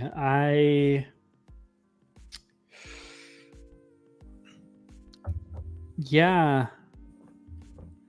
I'm gonna agree. I'm neither gonna agree nor disagree with that one. Okay, for fair. the simple fact that I have one sherry specific finished bourbon that's a Starlight, and I like it. Okay. It's not my favorite Starlight. Starlight does excellent finishes, though. To credit to them. Yeah. But I will say, a lot of my bourbon, like finished bourbon that I really love, is finished in like either cognac, port, or some sort of like red wine. Like I have a Pinot Noir 3-chord finish one that is fantastic for the price I spent. It was a $50 100 proof Pinot Noir finished 3-chord bourbon, and I really liked it. Yeah. Well, my favorite that I own still to this day is this Bardstown Pfeiffer Pavitt, which is finished in Cabernet Sauvignon, which also, that's probably my favorite red wine. So it's just two of my favorite things together. And I really love that bottle a lot. I'm going to be very sad when it's finally gone, but yeah, red wine, it just works better with bourbon, I think.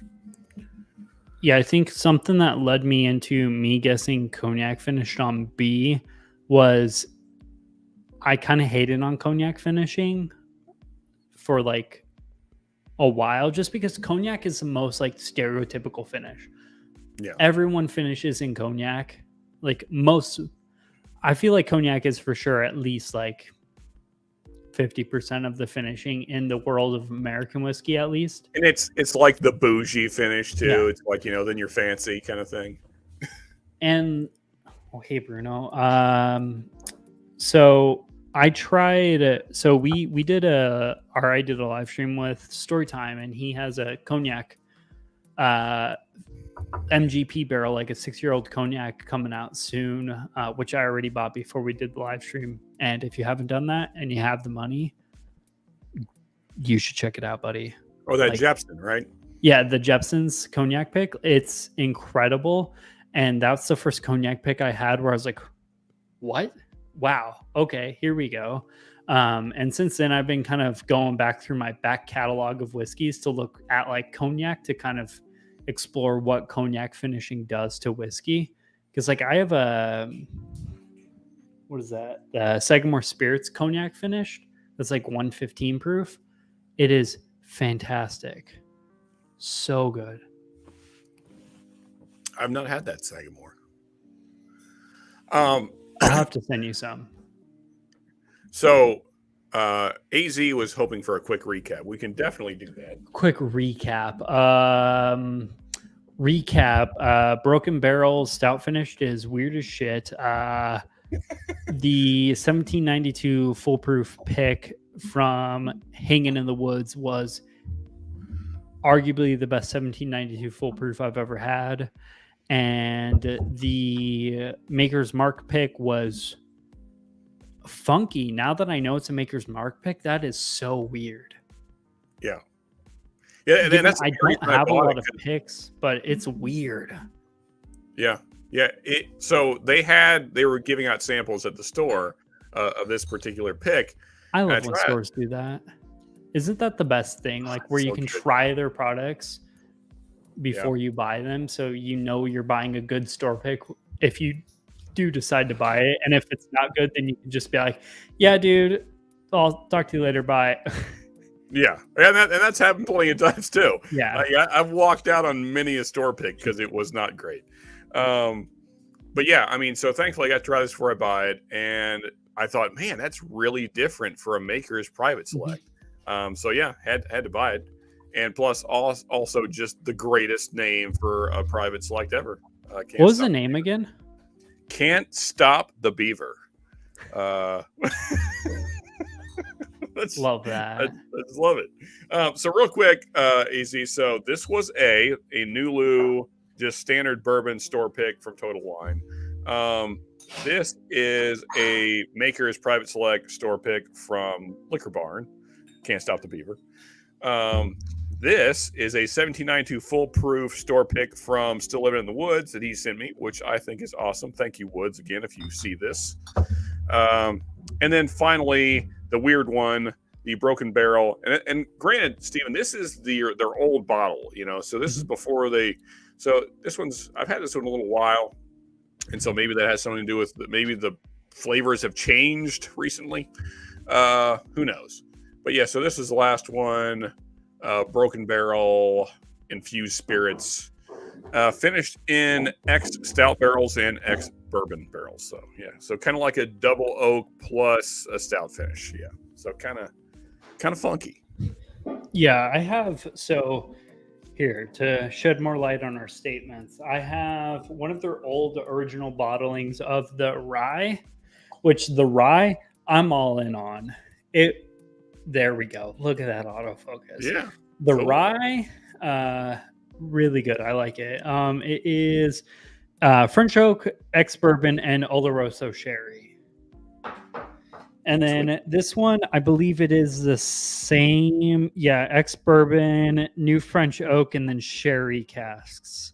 So this stuff, the normal small batch offering, love the bottle. Branding on point. That being said, the whiskey involved, not the biggest fan of. Their normal stuff. If you want to, because I'm not trying to shit on the brand. Like they sent us some stuff, and I'm super thankful for that. And of the stuff they sent us, I think they sent us this bottle, and I bought that like a day or two before we actually did the live stream. Super happy about this bottle. Their normal one, the cash strength of that, and then the other, like I think they sent us two other offerings, and we both really like those other two offerings and this rye. It's just their normal one. I was like, dude, that was soapy and weird as shit. Like I just wasn't into it. And because they do a different finishing process than most other people do. Yeah, I mean, do you agree? Because they do the whole breaking barrels and whatnot, and that just, there's something about those finishes. Because normally I wouldn't have an issue with French oak, American oak, and sherry, but there's something about that just threw it off for me. Yeah, I mean, so again, I'm sticking with what I said earlier. I think, if you minus the sherry out of that and make it something else, then I think it works. Oh, if it Yeah, was a port, I'd probably love it. yeah. I love Uh, port finish stuff. because sherry is, so port has dark tones in it. Most red wines do, and bourbon has a lot of dark tones, and that's also what I look for in bourbon is darker Mhm. tones. Those are the bourbons I love. So I think something like a stout or a red wine, or just ex bourbon barrels, those work. Because it's the notes that I'm looking for, whereas sherry is not, and so then you get like these weird, like sour, like green grape notes, and I just don't think that works. And I don't think it works with bourbon. I guess it can. As you mentioned with what was it, Starlight, right? Yeah, I have a Starlight sherry finished, Yeah. So and I, it I guess does really well with single malts. Like, yeah, I can see that. I can see it. fantastic. Yeah, good stuff. No, Yes. that's. I'm a little toasted already. Well, I good. have only had one store pick that I didn't like, and it was an Elijah Craig barrel proof. I've had a couple of Whiskey Tubers barrel picks that I thought were mediocre. All the other picks that I have been fantastic. Yeah, and so of all the Whiskey Tubers barrel picks I've had, I've loved all of them. I've had some store picks for sure that I thought were mediocre, but I haven't really had any that I've bought that I've hated or I didn't like. I've had a few where I'm like, it's okay. But that's pretty much as far as I've gone with picks in general. Because usually I try picks before I buy them. Like a smaller store, I try Yeah. before I buy. Total Wine, because Total Wine usually doesn't have a whole try before you buy with their picks because they have too many damn picks to do that with.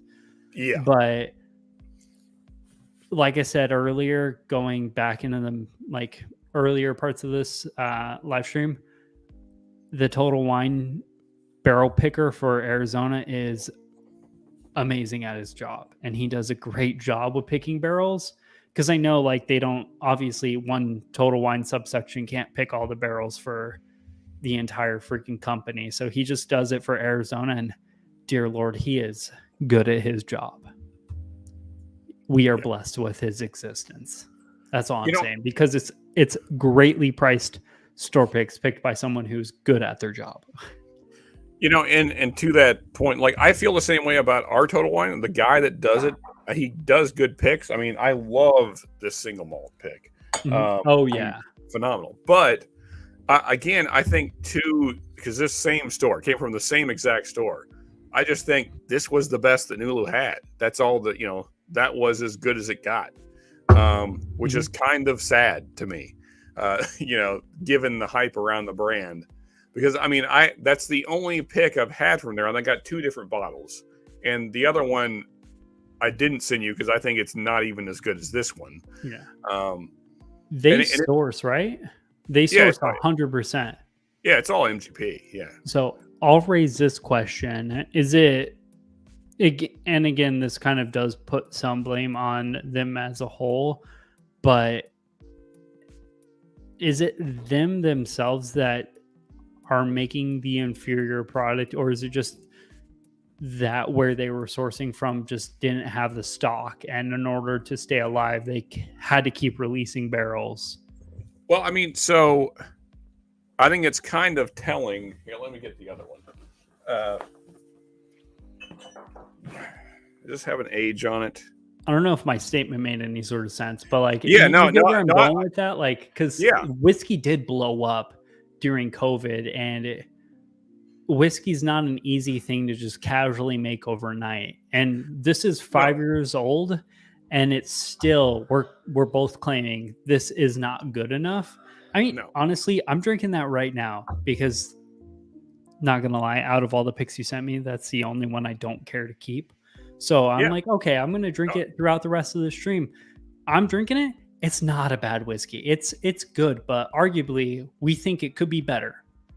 Yeah, so see, it has room to grow. I'll hold up both. So see, you can even tell the difference in the labels.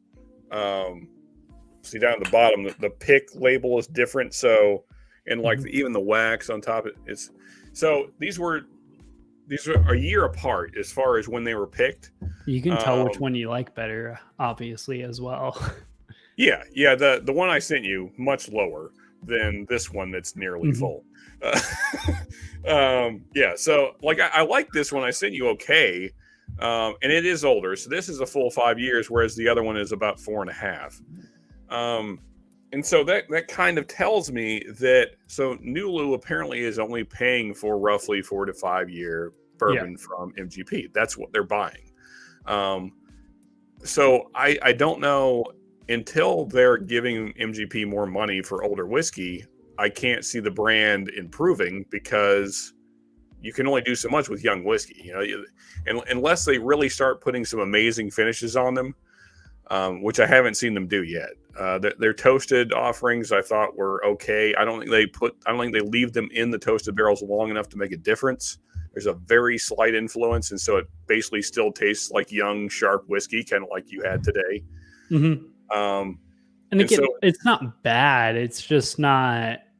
I would rather have a rare breed, because rare breed's 6, 8, 12-year-old, and again, it's never easy as like a smaller distillery to compete with those heritage level distilleries when it comes to value, because of course, like Wild Turkey have the stock, they can full on send it, they can make that happen, where Nulu is still struggling to survive comparatively. They're not even remotely struggling to survive compared to even smaller craft distilleries. But yeah, and so you're right, it's hard to compare, but we're going to. Oh yeah, of course we are. That's what we do here. So these two are within. Get drunk on cameras. Yeah, these two are within 1.5 proof points of one another. Yeah, because it's 114-ish, right? Usually? So rare breed, this particular bottling is 116.8, and the Nulu is 118.4. The rye must be the 114. I always get those two mixed up. I did that last, speaking of Christmas time, which is coming up way too close, Advent calendar. I did that on Advent because I was trying to guess rare breed rye, I think, and I guessed the 116 proof because I knew the bottle was around 114 or 116, and Alec beat me because of that, because I was like, I'm going to go based off the bottle instead of the actual, like, how I feel about it. You know, first off, to your point, for sure. Yeah, I'm terrible at guessing in general, so it's not easy. Yeah, I don't do blinds often. I mean, if you go back and watch me and Joe's blind, I think I got 2 points out of the possible 12. So I did really well. But you know, just comparing these two on the nose, immediately just worlds of difference. You know, very sharp ethanol forward on the nose of the Nulu, whereas this, you can tell it's more mature, darker notes, just more notes that I'm looking for in a bourbon, even on the nose. And then sip.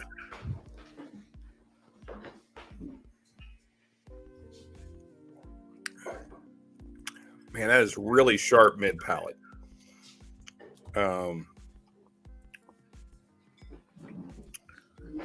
It almost makes you like kind of like mid palate. It's a little bit, it's spiky. And then, you know, the king.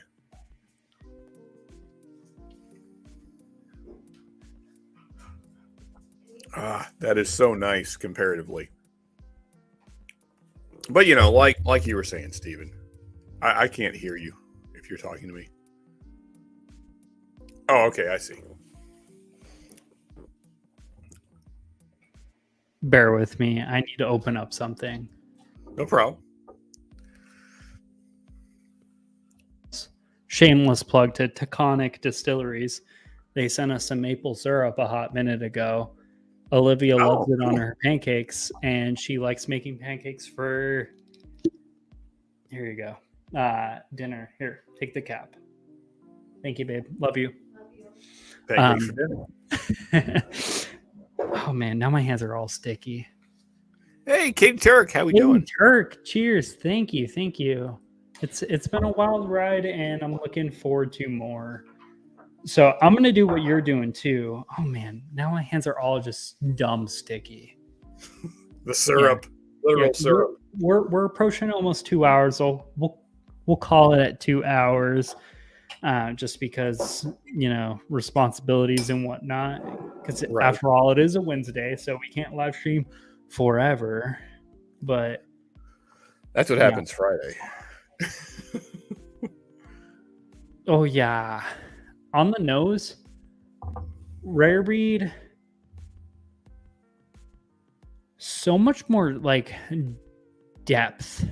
Mhm. Like there's a deeper vanilla, deeper cherry, deeper like brown sugar, graham cracker kind of, because I always lean kind of like a really well done, really well put together cherry pie with wild turkey products. For sure. Like, Yeah. and this embodies that. Yeah, I mean, and it's just, Nutty, but honestly, it's close. yeah, even the nose, it's just you can smell the maturity of the rare breed compared to the Nulu. Mm-hmm. And again, you can't really compare heritage distilleries, but also when you're sourcing from MGP, it's the same damn shit. At this point, MGP is a heritage sourcing distillery because their juice is everywhere. Literally, like there's probably more MGP on the shelves of any store locally than anything else. Like I would say it's probably like 50% MGP at this point, and then everything else. Rare breed stomps that. It's Oh yeah. To sum it up without like getting too deep into tasting notes, because we're not here to do that shit on a live stream. It's not a review, guys. Get over it. Yeah. It's so much more dense, deeper, richer. Wow. And so here's what's really crazy to me is that when I bought these Nulus, this was a year and a half ago, Rare Breed was still 45 at that time. Yeah, I know. So, I mean, even now it's only like 50, 55. Yeah. So I want to pose one question to you regarding wild turkey as a whole. What's your thoughts on Kentucky Spirit versus Rare Breed? Because Kentucky Spirit is like a little bit more money here. And to me, it's just a slightly better version of the 101, where 101's like $20 and Kentucky Spirit's like 55. So I don't want to give too much away, but if this is content, do not answer. Just no. I will answer it roughly. So I've been doing this What Can Blanton's Beat series, and when I did the turkey series, it's the turkey lineup versus Blanton's. 101 beat my 101 beat the store pick of Kentucky Spirit that I own. So, and I think that there is good reason for that, because my reasoning is that people that I respect very much in the whiskey world, Jimmy and Eddie Russell, are probably responsible for the blending of 101. I think that know-how, the general source code that they judge 101 off of nowadays, because I'm assuming there's I can only assume when they create like a new batch of 101, they're like, okay, well, here is our like baseline. It's like, we need to make this look just like this. So they're like, what do we need to get to this to here? So that like source line, they're for sure responsible for that at a minimum, if not that new product as well. For sure. And so that's why I'm generally not a huge fan of single barrels, because sure, you might get a hitter. There is that. But you might not. And then you have an inferior product to a shelfer that is $20. And that doesn't seem like a good gamble when it's 3 times the price. So yeah, I'm not a fan of Kentucky Spirit. I think if it were more like 30 to 40, then maybe it's worth, rolling the dice and seeing if you get a hitter single barrel. But I mean, It's very much the same feelings that I have about blends. It's, you know, sometimes you might get one that's better than an E.H. Taylor small batch, but usually not. I think I'd rather just buy E.H. Taylor small batch and not even worry about blends ever, because you know you're paying $20 to $30 more typically, and then that's if you get it at retail, which is kind of ridiculous in itself.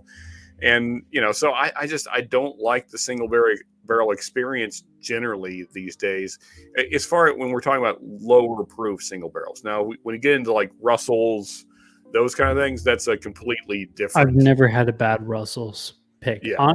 Honestly, so what I will say so me and Alec, we ran a series very early on. Most people in chat probably haven't even watched them, and honestly, I can 100% endorse watching them because me and Alec, camera quality shitty, editing quality very shitty, comfortability with talking in front of a camera low, audio quality the quality in general just subpar. But we ran a series called like the Turkey Tango series, which was kind of like a head-to-head series type where we would take like a wild turkey product up against another wild turkey product, and we basically ran through the readily available line. And the first one we did was Kentucky Spirit versus 101, and the Kentucky Spirit barely won out. Like, we were getting nitpicky in the first one to kind of figure out which one was which, and the Russell single barrel I think ended up beating everything. And from the Russell single barrel products, like, that was a standalone, not a store pick by any means. It was picked by the distillery itself. Yeah. Which arguably I think is the least quality Russell single barrel pick I've ever had. Russell single barrel picks are the best wild turkey you can get if it's done by a good picker. Yeah. If we've created a baseline of anything, if you pick a single barrel pick, it needs to be done by someone who knows what they're doing. And Russell's single barrel picks are the best because, like, Kentucky Spirit, out of all those, I'm like, they're negligibly better, if not worse.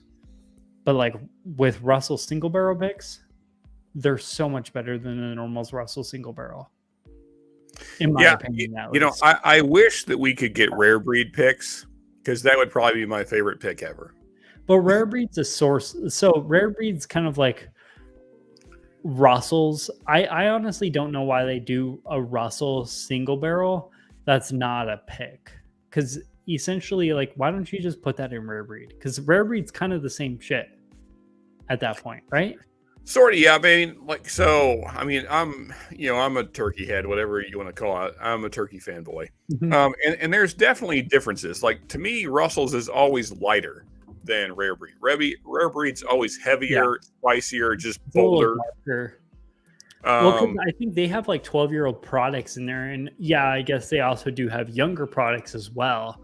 Because I would say the average age of a Russell's pick is usually 8 to 9, maybe 10.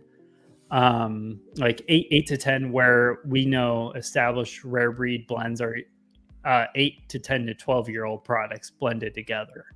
And that's probably why we're not getting rare breed picks, because everybody would just be picking the 12-year-old stuff and you know, not picking the 8-year-old barrels that might go into rare breed. And that's not a good business model for wild turkey at all. And quite frankly, I'd rather see wild turkey as is and still in business than a bunch of 12-year-old wild turkey single barrels and then just never see them ever again. Because again, best value 101 is sub $20 here. I will take that. I could buy a handle for $35, get wasted for a whole week off of like $19 and call it a day. Yeah, for sure. Also, Stacy saying wasn't impressed with Russell's tenure. That's fair. You know, okay. I mean, it's not my favorite of the line, but I do love it still. Yeah. So this is something that's kind of new to me per se, but recently I found myself, and this might just me be evolving in my like whiskey journey or whatever, but I used to love Russell's 10-year. Like Russell's 10-year was my favorite, like $35 bottle. And again, you can still find them for $35 here, but I haven't bought one again after I killed my previous one, just for the simple fact that like I don't care for a 10-year-old 90 proof product. I don't give a shit about Eagle Rare anymore. Exactly. I want something that's like, I guess, yeah, more expensive, but like more expensive for a reason of like it has more proof or a higher age statement. Like, I don't know. I agree. Yeah, I wish that we could get that message out there, Stephen, and to both Buffalo Trace and Wild Turkey. You say, guys, increase the price $10, $15 and give it to us at 100 proof. Yeah. 10-year-old 100 proof product, I would spend probably $50 on. I mean, the Knob Creek, and again, I like the flavor profile coming off of Wild Turkey and Buffalo Trace better. I repeat, better than Knob Creek and Jim Beam. Like Jim Beam is not my favorite flavor profile because it's very nutty, but that Knob Creek 12-year-old at 100 proof is incredible, and I will not hesitate spending $60 on that. So if you increase Russell's 10-year to 100 proof 10-year-old Russells for $50, I would buy it without hesitation. And then the thing is, there's really nothing in that price range from Turkey that's similar. So, there's Long Branch, but that's like 8 years. And it's like around $40 in some markets. I don't know why still. Here in Kentucky, it's more like 35. And then with a coupon, it's like 25. But anyway, yeah, I'd love to see Russell's like in the $45, $50 market, where, Rare Breed used to be. At 100 proof for 10 years, that'd be awesome. Yeah, like 101, 10 years old, like embrace that 101. That's where it's at. Yeah, like for sure. Because I hate that 101 is like, so 101 in our area obviously is better. And like Hain AZ says, you can get Russell's 10 for $30. He's in Arizona. Like, yeah, you can get it for $30 here. You don't have to hunt for that. But $30 and then 101 for $20, like $10, and you're like kind of like weighing like price and proof. Like it's such a complicated question, and like I would love to not have to lose in that situation. Like I would love to be able to get that 10-year-old product at 101 proof. I would be willing to spend the extra money. Like I don't care. It's not the money, it's the quality product. Because where I'm at with my whiskey journey, and you may or may not be kind of here with me, but I'm either buying budget pours because I'm either doing like a get together and like a get together with normal people who aren't whiskey nerds. So I'm like buying like cheaper stuff, or I'm like just daily drinking something that's more in my budget, like sub $30, or I'm drinking something that's like 50, 60, 70, $80 nowadays. Like that's where I'm at. I'm not drinking something that's the $30 to $50 range for me is kind of like dead. Yeah, I would agree. It's not hitting like it used to anymore, at least. Yeah, and unless I'm buying something for content, I'm not buying in that range much anymore, mainly because there's not much interesting in that range anymore, because everything is kind of moved up in price, and so the things that used to be in that range are now out of that range. Like Rare Breed, for instance, used to be in that 30 to 50. Now it's not. So yeah, typically if I want a nice pour, it's going to be between $60 and $100 now. Like if I want something nice. And then my dailies are going to be sub 30, like you were saying.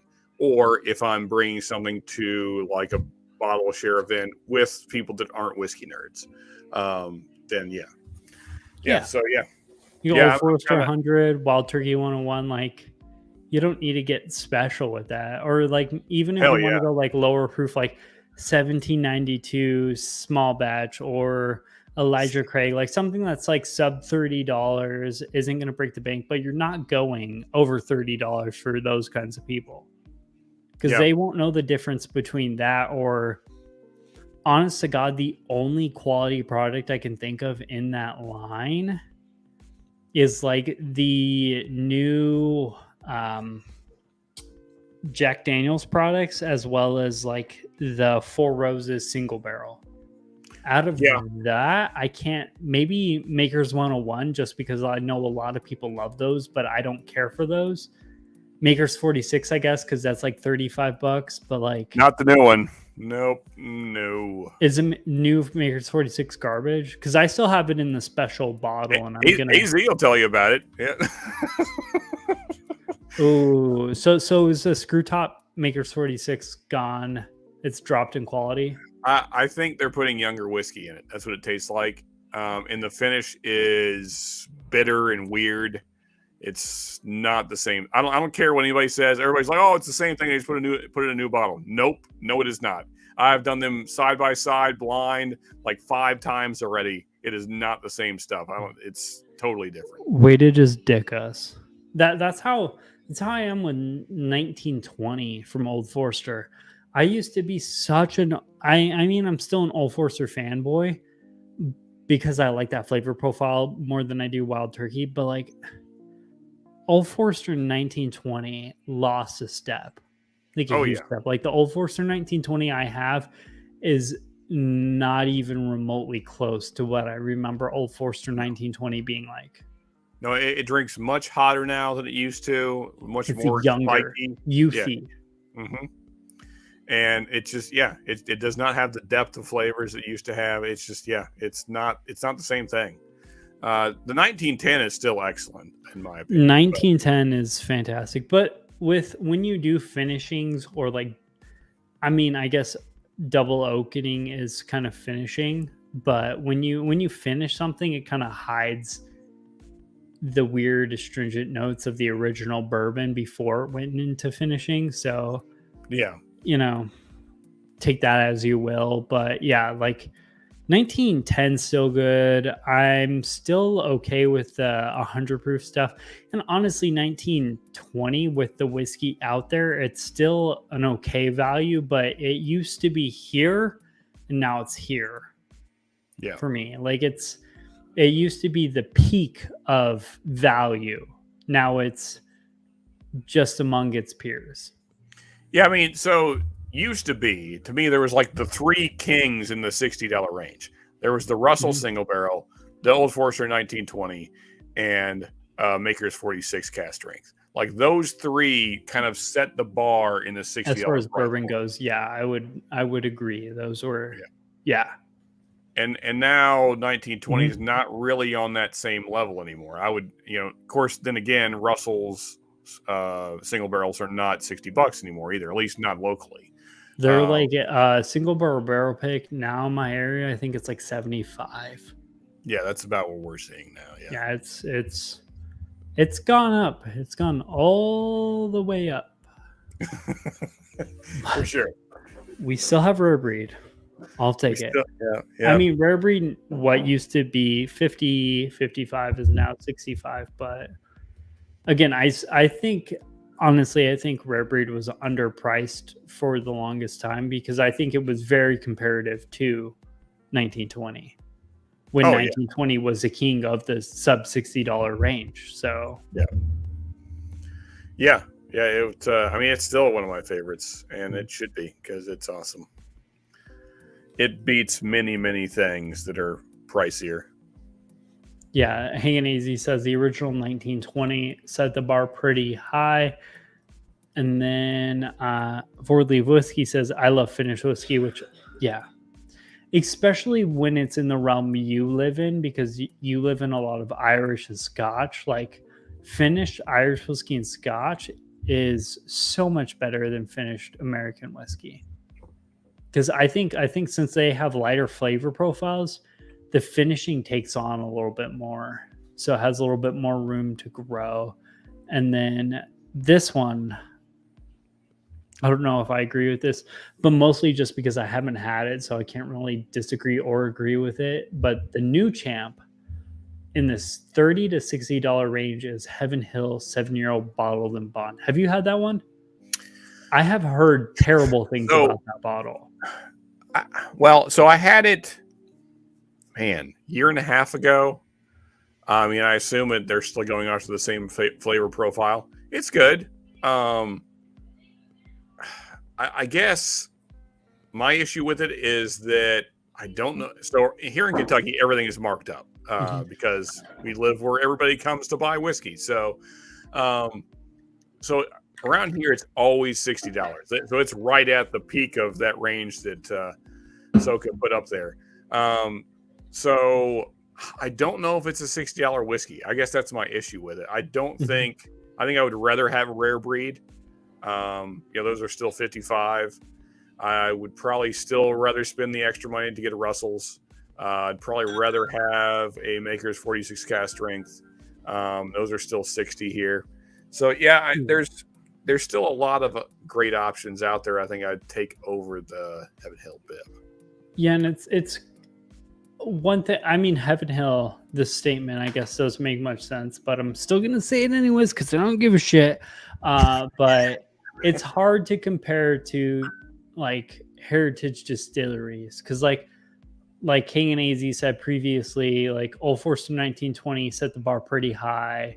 Rare Breed sets the bar high. The Maker's 46 cask strength sets the bar high. Like, I guess Heaven Hill, they set the bar high, but they set the bar high for like $65 to $100 range with the Elijah Craig's, because that is this is the bar. Yeah, that is sub $100. They are the champ. They set the freaking bar of the most quality bourbon you can get for that price. And again, I haven't had the Heaven Hill 7-year bottled and bond, so I can't really like get into it much, but I can almost assume that I'd rather find an Elijah Craig for $70 to $80 than this Heaven Hill 7-year bottled and bond. Like, they don't need to be in that category when you're competing against Rare Breed or again Old Forester 1920, because like, oh, dear Lord, I keep on knocking in my glasses. But Tim Swoop says the Old Forester is a great lineup, top to bottom, good prices. And yeah, I think we both agree, like the Whiskey Row series as a whole killer is good. Old Forester 100 proof is good. The only one I don't care for is the 90 proof one, just because I want that 100 proof. Like their Old Forester bottled and bond. Yeah, what is that? I think it's great. 1870. Yeah, it's kind of, yeah.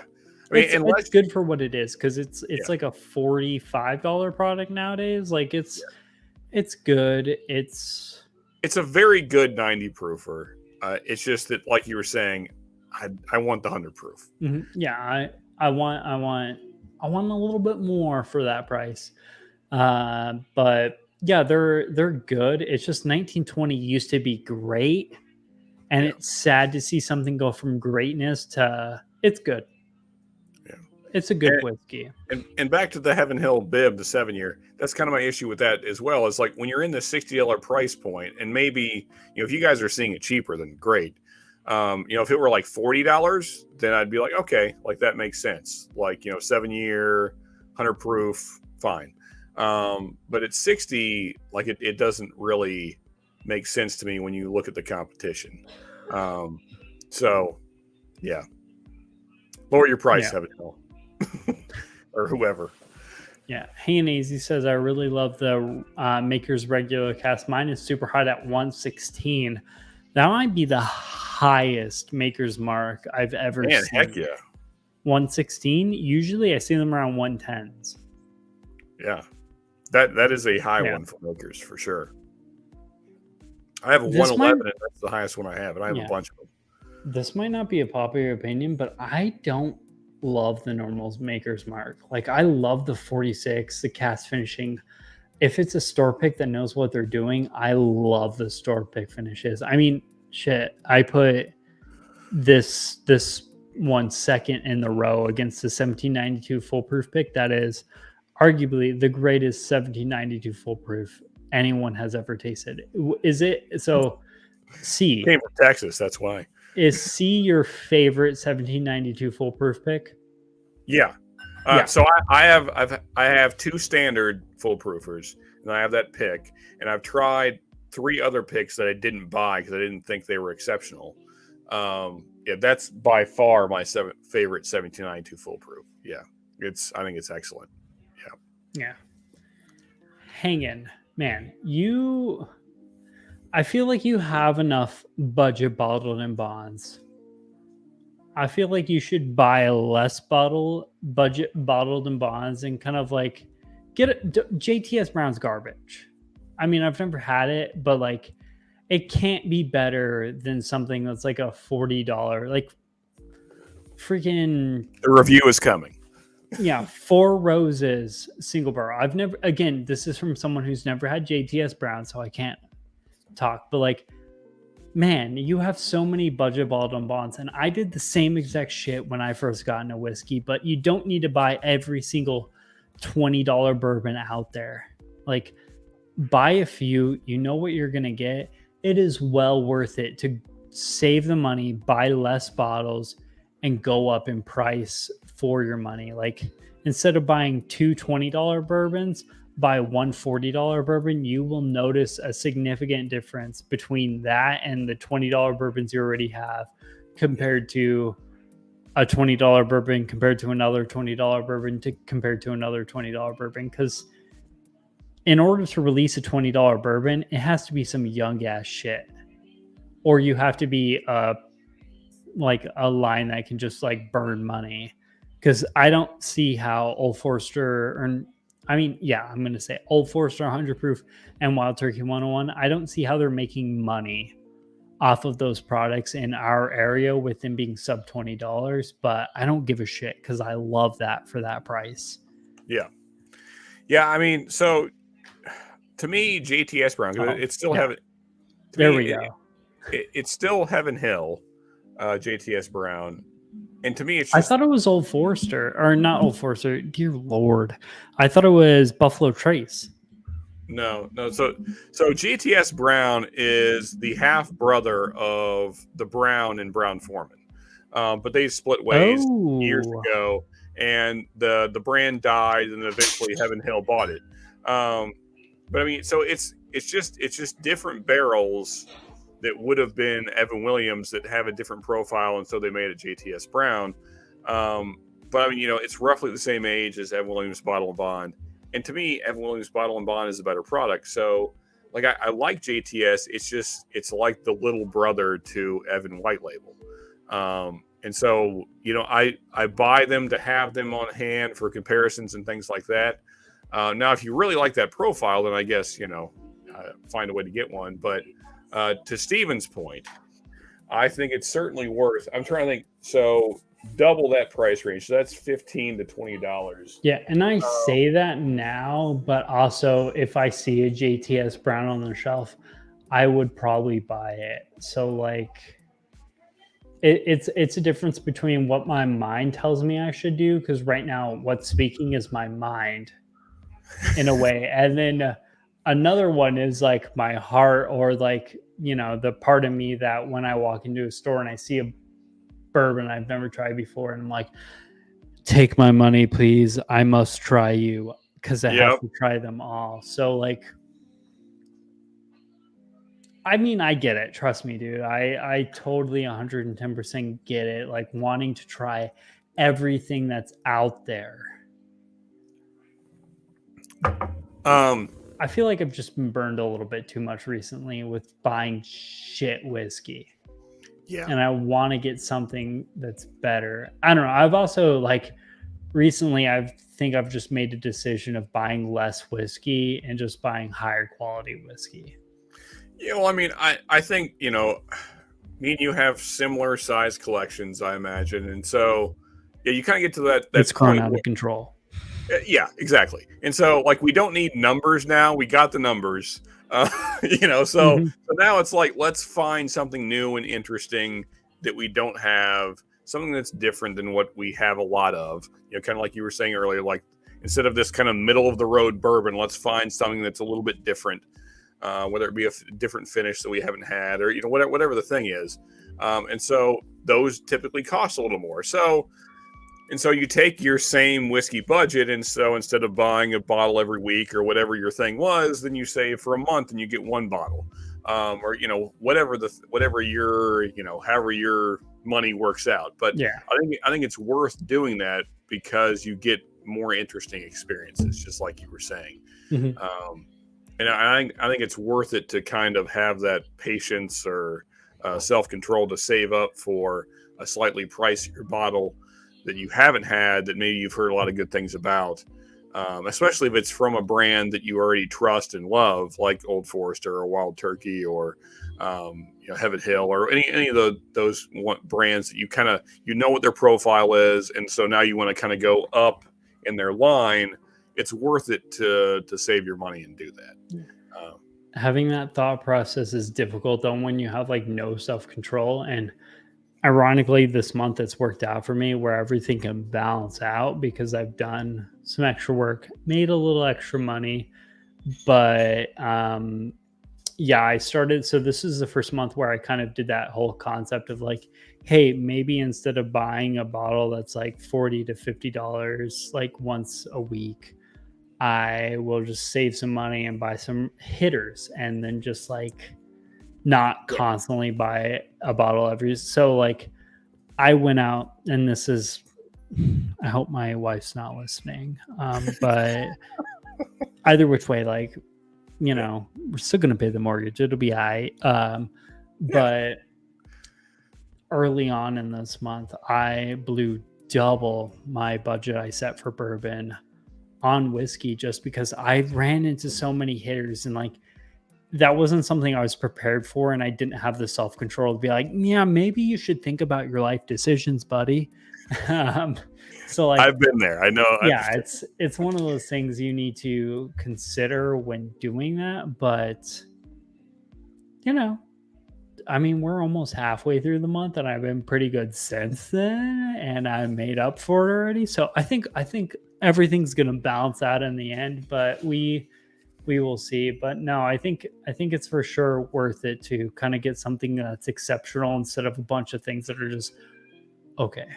Because at Yeah. this point, we both have a $20 to $30 bourbon that we can just, for lack of better words, butt chug for the night if we're having a party or going to a shindig or whatever. Or like we can go to the local store and buy a Wild Turkey 101 for a good price if that's what we just like, you want the outcome. But like if you want to actually nerd down and get into a great quality whiskey, it's for sure worth it to like save up some money and just like buy something that's exceptional rather than just okay.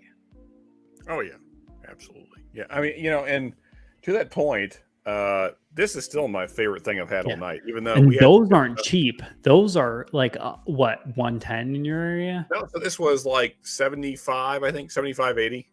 What's the proof on that? It is 64 times 2, so 128. Dude, hey, next time you send me some samples, you should send me one of those bottles and I'll hand delivery Gotcha. fee. What, yeah. Yeah, right. Hand Because delivery. yeah, in Arizona, those are like 105. Really? Okay. Yeah, like a store pick single malt that's like 120 some proof is like around like 105, 110. They're not cheap, Yeah, but they're so freaking good. like, I mean, yeah, you're saying $70, dude. I would buy the freaking shelf for that I should price. have. Yeah, So at 110, I'm gonna buy the shelf, and the next time I go there, because it's such a less consumed market that I don't give a crap. Like I can buy one, and I don't need to bunker a second one because I can just go out and buy another one or a similar single barrel and for so the same so price later here's on. the thing, Stephen.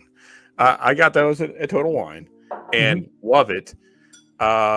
It was at the bottom of the shelf of the pick area at Total Wine and dusty as hell. No one's buying them. So I know they're still going to be there, and I'm going to buy 2 more.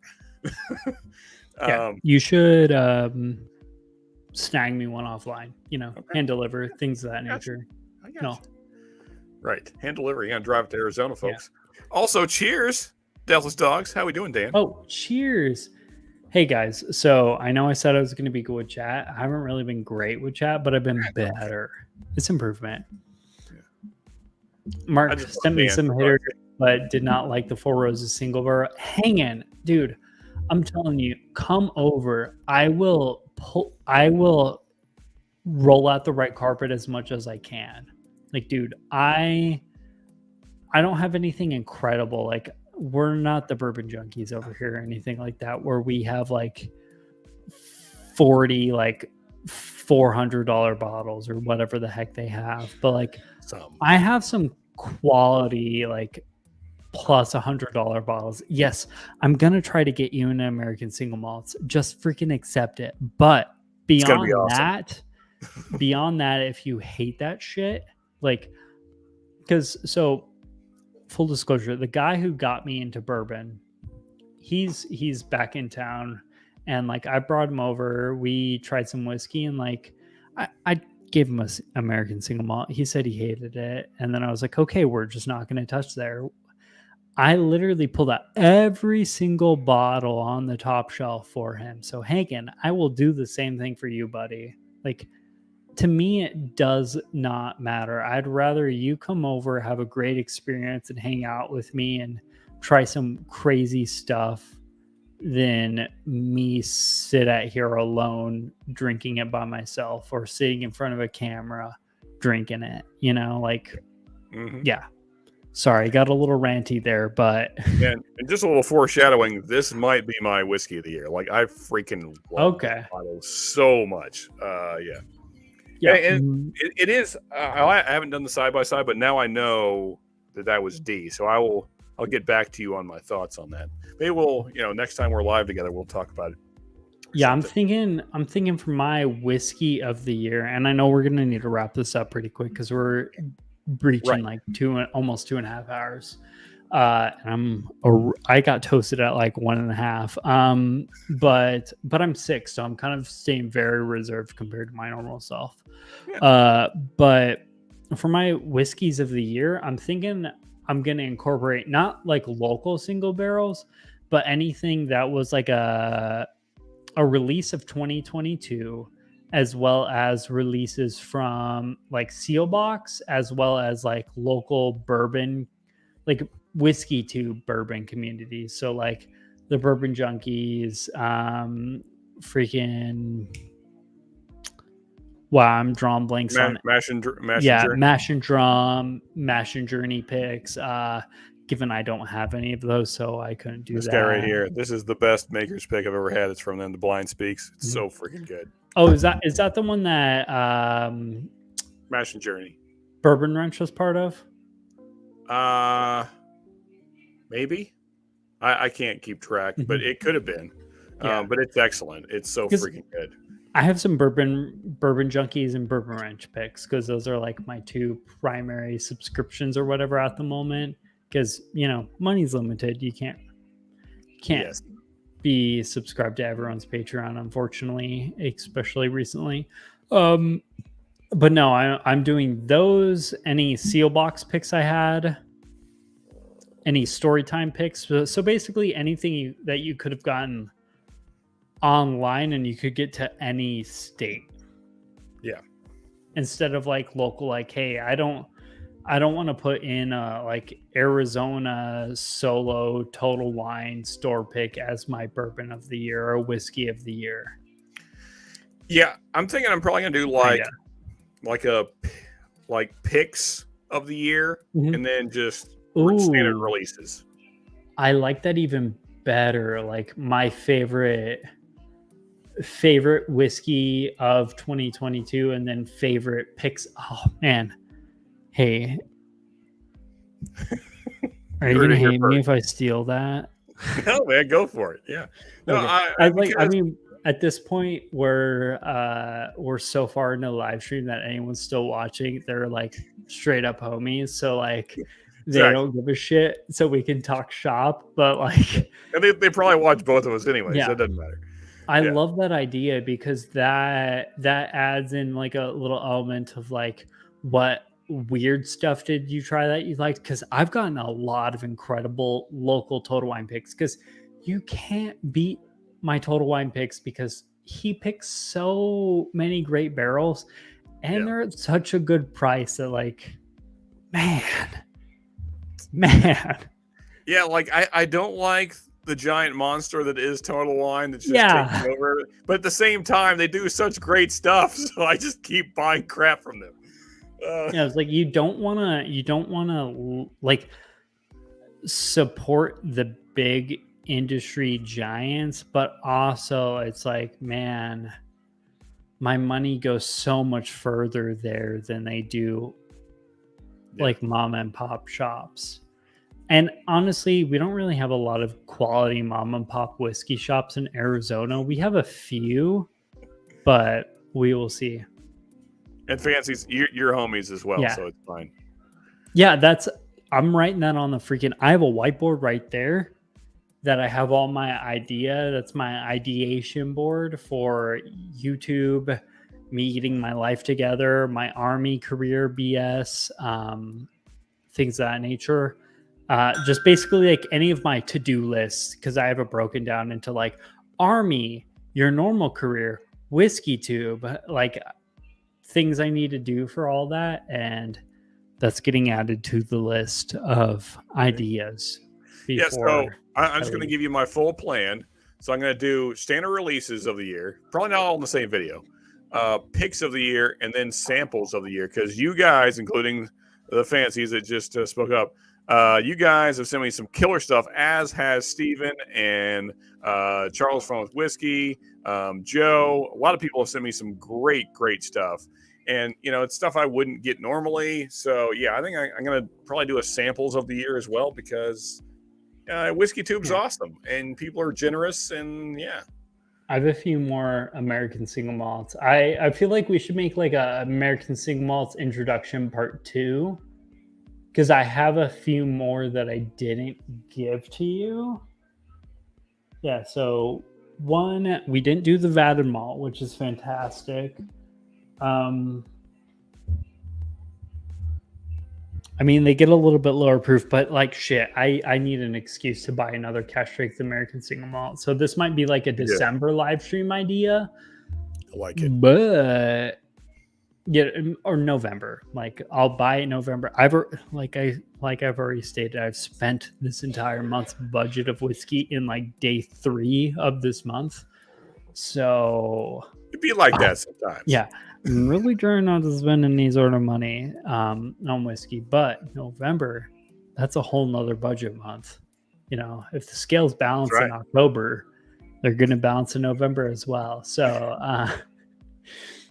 maybe I'll get some more stuff because there's some quality stuff out there. I mean, I have a lot of because I sent you my 4. Not at the moment, but when I sent you them, I sent my 4 favorite, or some of my 4 like favorite cash strength stuff to you. So I'm trying to remember what stuff C I have. was, because I really like C as well. I mean, we basically agreed, right? That's something I would have to send you, and those are not cheap either. Those are like $100 a piece usually. Awesome. I'm trying to I'll just buy figure some stuff out with story time to figure that out. I have some things in works behind the scenes to hopefully be a part of a Delbach single barrel pick. That'd be cool. We will see. And if that's the case, if you Venmo me, I will send you some, or not Venmo or PayPal or whatever, because I know PayPal's kind of in hot water, not to get into politics, but finding people for not adhering to your policies is kind of something I don't like to lay with, Yeah, things you of that know, nature. freaking commies. Man, we're getting off the rails tonight. Here we go. No, I We're mean, talking, right now, I we're talking agree, whiskey and politics. I mean, that's about as far into politics as I Yeah. go. It's just like I'm really big on freedom across the board in all categories, always, all the time. So anytime like a company provides a service and they're like, "You're not doing the thing exactly the way that we like you to do it," and I'm like, "Well, go screw yourself." Yeah. That's why I kind of understand why you haven't added super chats. Honestly, it's exactly me that. personally, I'm going to accept that YouTube is just going to take so much more than they should. And Taxation is theft. yeah, I mean, yeah, I don't disagree, but I know, man. It's just it's the way the I world. love the convenience of being able to do it. And it's going to make doing giveaways so much more convenient, because doing giveaways was hard to track previously. And I want to start doing more giveaways because I got a shit ton of Glencairns left, and I've just been giving them away to like people I've been working with the channel. I still need to send you one, unless I've already sent you one. Did I? No, I don't have one. Okay, well, you got a Glencairn coming soon, because I need to send you some samples as well. I'll probably hold off till November though, because I want to get you some single malts. That is fine, and that'll probably give me time to go get that bottle I need to drive out there to Arizona and deliver to you. Things that, yeah, that. Yes, and dude, if you haven't done the tour, they're pretty solid. They have a cute, so it's the cutest freaking cat ever. Not as cute as my cat, but one of the cuter cats. And he just walks around the distillery all day. Like he's in the rick house, because it's essentially a huge warehouse that's like the rick house, distillery, things of that nature. Like it's just a huge like warehouse. But it's just super cute. I think it's like a tabby cat. It's like a darker orange cat with like little spots, and he just cruises around the barrels. He follows around all the people throughout the tours and shit. The cutest freaking cat ever. I found myself becoming a cat dad recently because we have he's a ragdoll cat, and at first I hated him because he sheds so much, and I'm tired of picking up after his hair. Mm-hmm. But at some point, I've started to just love the shit out of him because he's so cuddly as well. So it's like, I'll cuddle you, but you're gonna leave hair all over me, but worth it. For sure. Yeah. If I ever get rich and famous, I'm gonna open a distillery and have just dogs wandering around the property, like awesome dogs. That's awesome. Though. Yeah. Yeah. Because dogs make everything better. If you could like pet a dog as you're going through picking a barrel, like that's the best experience you could have. Yeah, that's one of my like long-term goals of like ideas or goals, is to just open up a veteran owned, operated, blended and distilled veteran distillery, because there's so many good veteran distilleries out there, but a lot of them source and they don't do blending and things of that nature, and I don't love that idea. So I want like a veteran owned and operated, but also like maybe not distilled, but like some sort of real hand into creating that whiskey or blending that whiskey in there. Mm-hmm. And I'm not saying I'm the one to do it, but that's like a long-term goal. If this thing skyrockets and shit, and I can just eat up to the heavens, and I can spend all my extra money into creating a distillery, that's my goal and vision. Yeah. Who's to say? Maybe one of us will get that video that hits many millions of views, and then we'll make tons of money. Not a prayer. Probably not. But it could happen. It could. You never know. We probably would have to get into a different category on YouTube other than whiskey, because Yeah, You know, I've talked about this with a lot of but different then you'd people. be doing a disservice to yourself because then you'd be doing something you don't actually give a shit about. Well, there's a lot of other things I'm interested in. It's just that are they bigger categories in whiskey? Maybe. But yeah. Anyway, what's up, Holden? How we doing, man? Cheers, Yeah, bud. cheers. Nice to see you. Yeah, I for sure will let you know. I love their distillery. I'm gonna stop by in person and just be like, yo, let's make this happen in a few weeks. Because that's where Alec lives. And I'm going down there. Like he literally lives 5 minutes away from that distillery. Sweet, man. So when I go to help him move, I'm gonna show up there and be like, hey, let's make this business arrangement work. There you go. Okay, I will move you, but we have to go to Del Bach. Yeah. Right. Oh, man. I love their stuff. I'll have to get a second pick. I'll have to get a peated pick of theirs so I can send you that as well. Man, Yeah, there we go. cool. I just in my mind already spent $200 on American single malts next month. Will it happen? Maybe, totally maybe not, but who knows? That being said, we will for sure have to wrap this up because we're encroaching 2 hours and 40 minutes at this point. So I'd imagine your pancakes are getting cold. I'm a little toasted, and yeah. Any closing statements before we head out? Honestly, so from me, I know I just asked you a question and I'm already answering my own question I just asked you, but like, just go with it. For me, out of all these bourbons you sent me, I'm kind of blown away. The most crazy thing tonight was that 1792 single barrel pick was skyrockets above all the whiskeys we tried today. Like that was phenomenal. I've never had a 1792 single barrel that was incredible like that. And that was a super weird maker's pick. And then the infused spirits pick, that's just weird in general. I mean, it's a stout finished whiskey is usually weird. The only stout finished whiskey I've really had was a light whiskey, so that's a whole different ball game as is. But that one, weird as shit. Yeah, because it's kind of like a double barrel and a stout finish, so it's a weird thing. Yeah. Yeah. Cheers. Thank you, Bourbon Bar, for the super chat. You're not, but you're for sure, like I would say top 5 super chats. Yeah. You were on the first stream that super chats were available. So. I appreciate it. Like seriously, it's freaking amazing. The fact that people are paying money to watch me sit in front of a camera and consume whiskey, which is something I would do for free, it's true.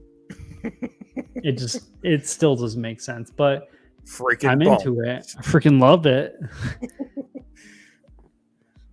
So I'm going to go back and re-ask my question. Any closing statements regarding tonight, whiskey in general, things of that nature before we close this out? Yeah. So first off, tonight had a killer time. Glad I got to send you some stuff that you hadn't had before, and it's kind of some weird stuff. That's my favorite thing to do is send people weird stuff. I don't send like hitter bottles because, that's cool, but I'd rather send you some weird. Because I like weird stuff. But aside from that, I would say most everybody here knows. But we'll be live Friday. I have no idea what I'm doing, but something. We'll be drinking whiskey probably. That's for sure. And we'll figure something out. Just send Steven more love. Keep. Although there's probably just a few of us here. Keep doing the super chat thing as he's doing lives, and hit the likes and the subscribes. And although you guys have already done that, I'm sure, but do it again. Make more accounts, subscribe again. Yeah. Just keep on creating fake accounts, subscribe, things of that nature. I mean, at this point, arguably subscriptions don't really matter outside of hitting like 100 100 subscribers, so you get like a cool plaque. But again, that doesn't really matter. But you know, it's all about watch hours. Yeah. Honestly, the best thing you can do for anybody on WhiskeyTube that's monetized is just put their, like, go onto their channel and just click on their videos and just let their videos play. You can set your phone down. You don't have to do anything. Just set it down, go cook dinner. You'll have watched like 10 videos and you're just like sending them pennies at a time. It's great. Just heat it. Let it run. And it costs you guys nothing. Yeah. So Chinese bot farms. I like that as well, AZ. Yeah, let's get that going. Become your own Chinese bot farm. Okay. Anyway, I'm ranting. Let's to end this whole live stream shenanigans, drunk ranting, random wild bullshit going on. Please do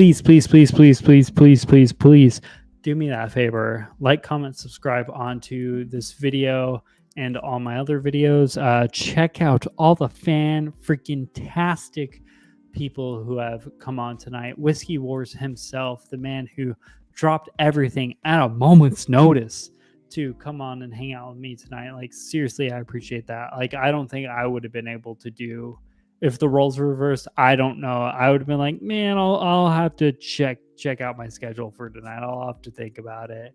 And he dropped everything to come hang out with me on this live stream and whatnot. Also, check out anyone else who was in chat. I know we had Bax Bourbon, 21090, obviously the Bourbon Bar, who just recently came in. And there's a lot more I'm missing. Fancies. But yeah, Whiskey Fancies. There's like 2 or 3 more channels I'm totally spacing on, but yeah, there was a lot. Yeah, there was quite a few channels. So go hang out there, subscribe to them, check them out. They're all fantastic. Like, legitimately, anyone in the Whiskey 2 sphere that hangs out and watches my channel, and this isn't me just like supporting them because they support me. They're all great freaking people. Like, no complaints here.